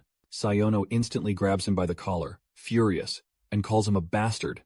The man tells him to calm down, warning that he won't get any answers if he dies there. But Syonu retorts that he has absolutely nothing to lose, and that he'd better answer him straight. He then demands if the man knows where his parents are. The assistant replies that, of course, he knows, and shockingly reveals that he is taking care of them. Right at this very moment, Syonu yells at him not to lie, saying he heard the person in the recovery room talk about getting rid of his parents. The assistant admits the VIP asked him to do it, but he claims Syonu's parents had disappeared, and continued to look after them. The man pushes his hand away, and states that he's already bet everything on Syonu, and the VVIP will have no choice but to trust his judgment.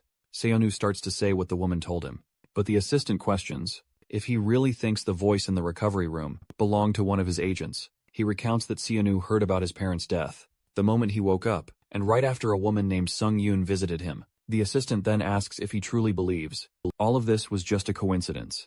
He claims everything she says is a lie, and that's why even her own father kicked her out of the company. To protect his two sons, Syonu calls him a fool, and insists that woman knew his parents. The assistant asks what proof she showed him, and Syonu admits she had none, since nothing is allowed inside. The man then asks, "How about this?" As he rolls up his sleeve, he reveals a message written on his arm that reads, "Son, I'm okay, don't worry about me." Syo immediately recognizes it as his mother's handwriting. The assistant adds that she even wrote the date, so he knows who she was with today. But Syo argues that handwriting can be easily forged. The assistant says the decision to believe is his, but first he'll tell him what he's thinking. He explains that, to get his boss interested in Syanu again, he exaggerated his opponent's skills, to keep an eye on him. If Syanu beats that person, Director Cha will have no other choice, and all he needs to do is win with them, for his problems to be solved. He quickly asks who the next opponent is. Then his opponent, named Ryo Ichika, enters the arena. Yuzhongo's assistant points out that Sungyeon isn't interested in winning the championship, only in ruining her brother's plans. He continues explaining that she has no reason to protect Syanu-kang's parents, and he warns him that if he doesn't choose to work with them, he won't be able to protect his parents anymore either. Syonuk asks himself who he should trust, but he has no time to think about who's telling the truth right now, because it will all be for nothing if he doesn't defeat Ryo Ichika. From his box, Uzian-go says that if Syanu is eliminated, Sungyeon's expression will be memorable. Sungyeon-cha simply replies that they'll see who's smiling at the end of the match. Ryo Ichika takes his fighting stance in the arena. From his stance, Syanu deduces that a calf kick could work against that type of striker. He then charges straight times toward Ryo, but Ryo Ichika snaps out a kick first. Asterisk. Syanu swiftly dodges asterisk, preparing his counterattack. Ryo, however, asterisk, has other plans. Asterisk. She snatches his leg, mid-air.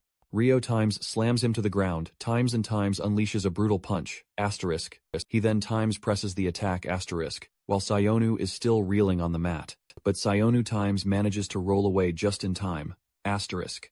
Asterisk. Narrowly escaping the devastating blow. Yuzhen-go is utterly stunned by these ground techniques, as he believed Ryo only specialized in striking. His assistant then jumps in to explain. Asterisk. There are no limits to Ryo Ichika's incredible arsenal of attacks. He details that in Kudo, asterisk, they don't hold back. Asterisk. They also master grappling techniques. Asterisk. You see? Asterisk. Things like brutal throws and bone-snapping joint locks. Asterisk. What's more, they even practice headbutts and groin attacks. Asterisk. Which Usiano-go deems absolutely unforgivable. Asterisk. The assistant gravely concludes that facing Ryo in close combat is nothing short of pure hell. Asterisk.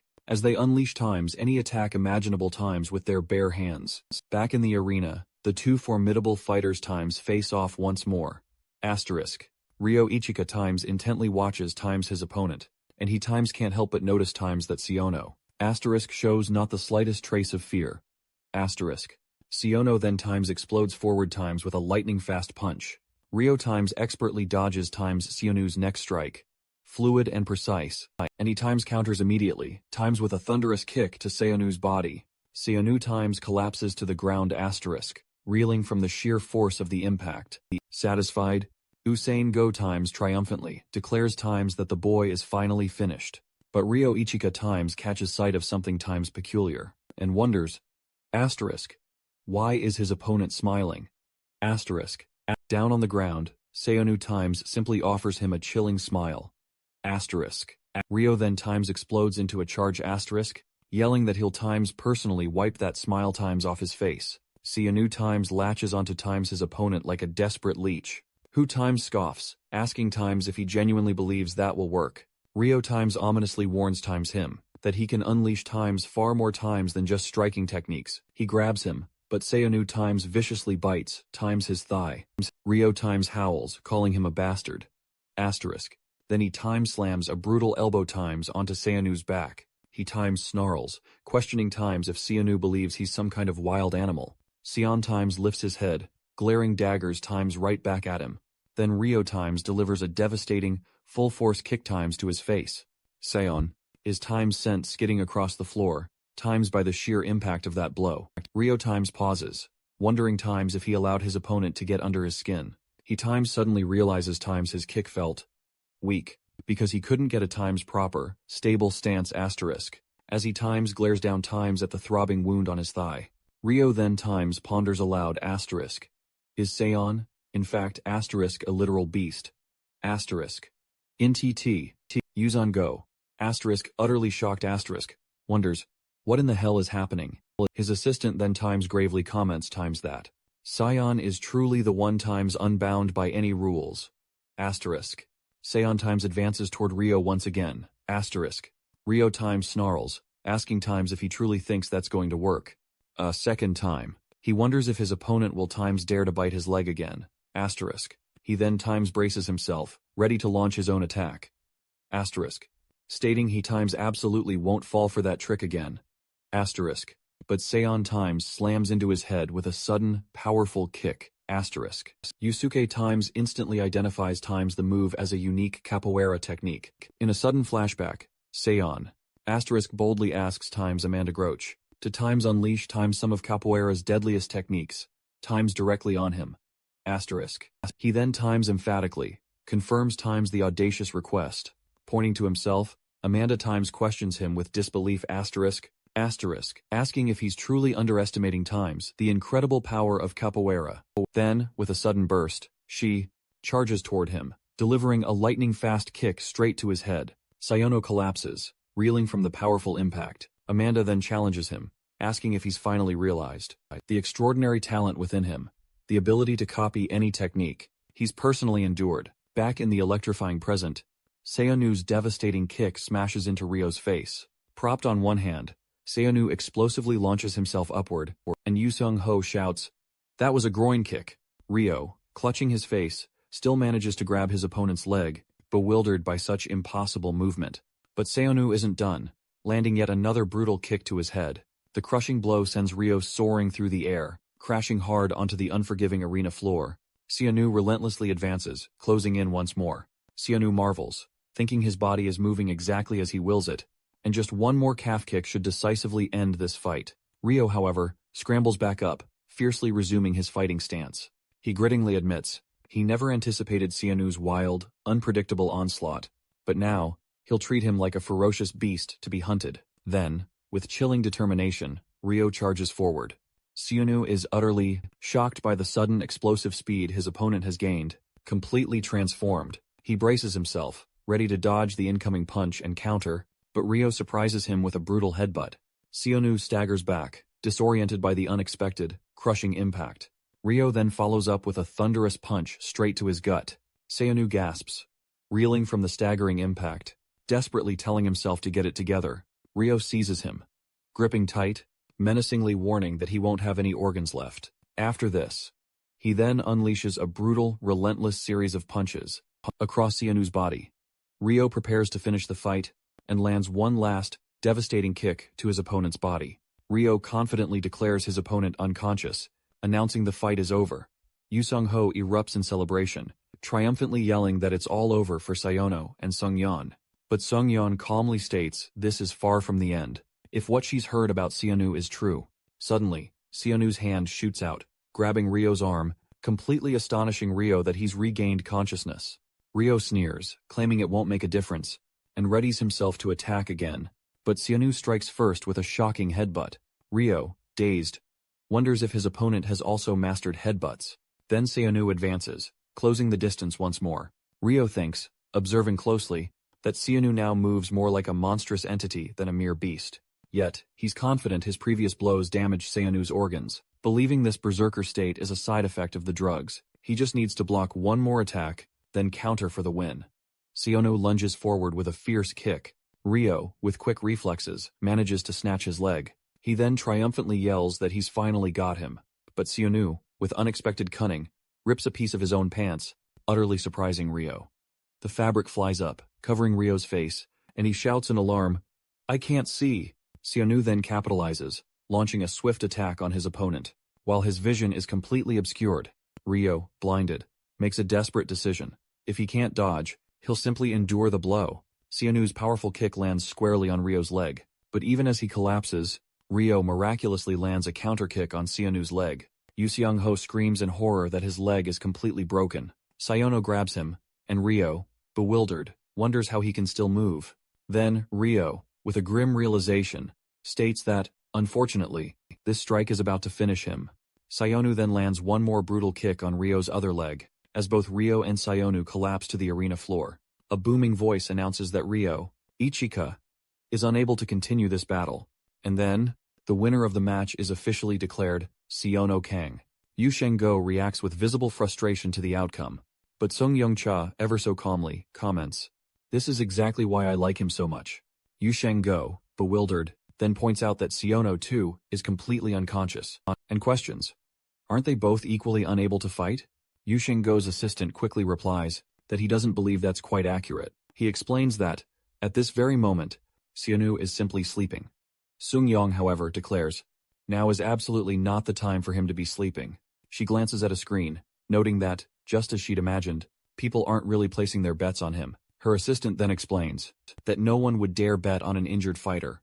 Of course, and that the crucial top 16 spots will be decided solely by the total money wagered. He shows that Syonu is currently dead last in the rankings, and sternly warns that, if the top 16 are announced before Syonu even awakens, he might not even get a chance to pick a VVIP, suggesting she find another fighter, immediately. Sung-yong then calmly asks, "How much money do I currently have available?" A question that utterly bewilders her assistant. She then confidently states that, if the problem is simply a lack of bets on him, I'll solve it myself. Sung Yong-cha boldly declares she just needs to push him to the very top with her money. Her assistant, aghast, worries she might lose her entire fortune, but she cuts him off, declaring, "I'm starting right now." A hovering drone then announces a crucial briefing for the next round, and summons the 31 victorious players to attention. Immediately, several drones then glide gracefully over the fighters gathered in the arena. Minho Kim glances over at Syonu, who remains unmoving on the arena floor. He wonders if he shouldn't wake him up, perhaps, before the briefing officially begins. On a massive central screen, a mysterious figure welcomes the 31 victorious players from the previous round, and also the 16 privileged VVIPs who will be joining their ranks. Various VVIPs, including the determined Sung Yong-cha, are then prominently displayed in their luxurious private boxes. The enigmatic figure announces that the critical top 16 rankings will be determined by the amount bet on each player. A suspenseful timer then starts counting down, giving them just 30 precious seconds to place their final bets. Sung-yong then urgently asks, "What's the current difference in total bets on Syonu and the 16th ranked player right now?" Her assistant, wide-eyed, replies that the difference is a whopping 2 billion.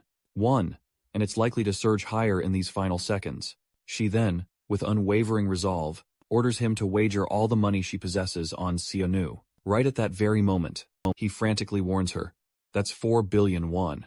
And it will all be completely wasted. If Syanu doesn't make it into the top 16, the assistant desperately insists. She needs to give up on Syonu right now, and bet on another fighter.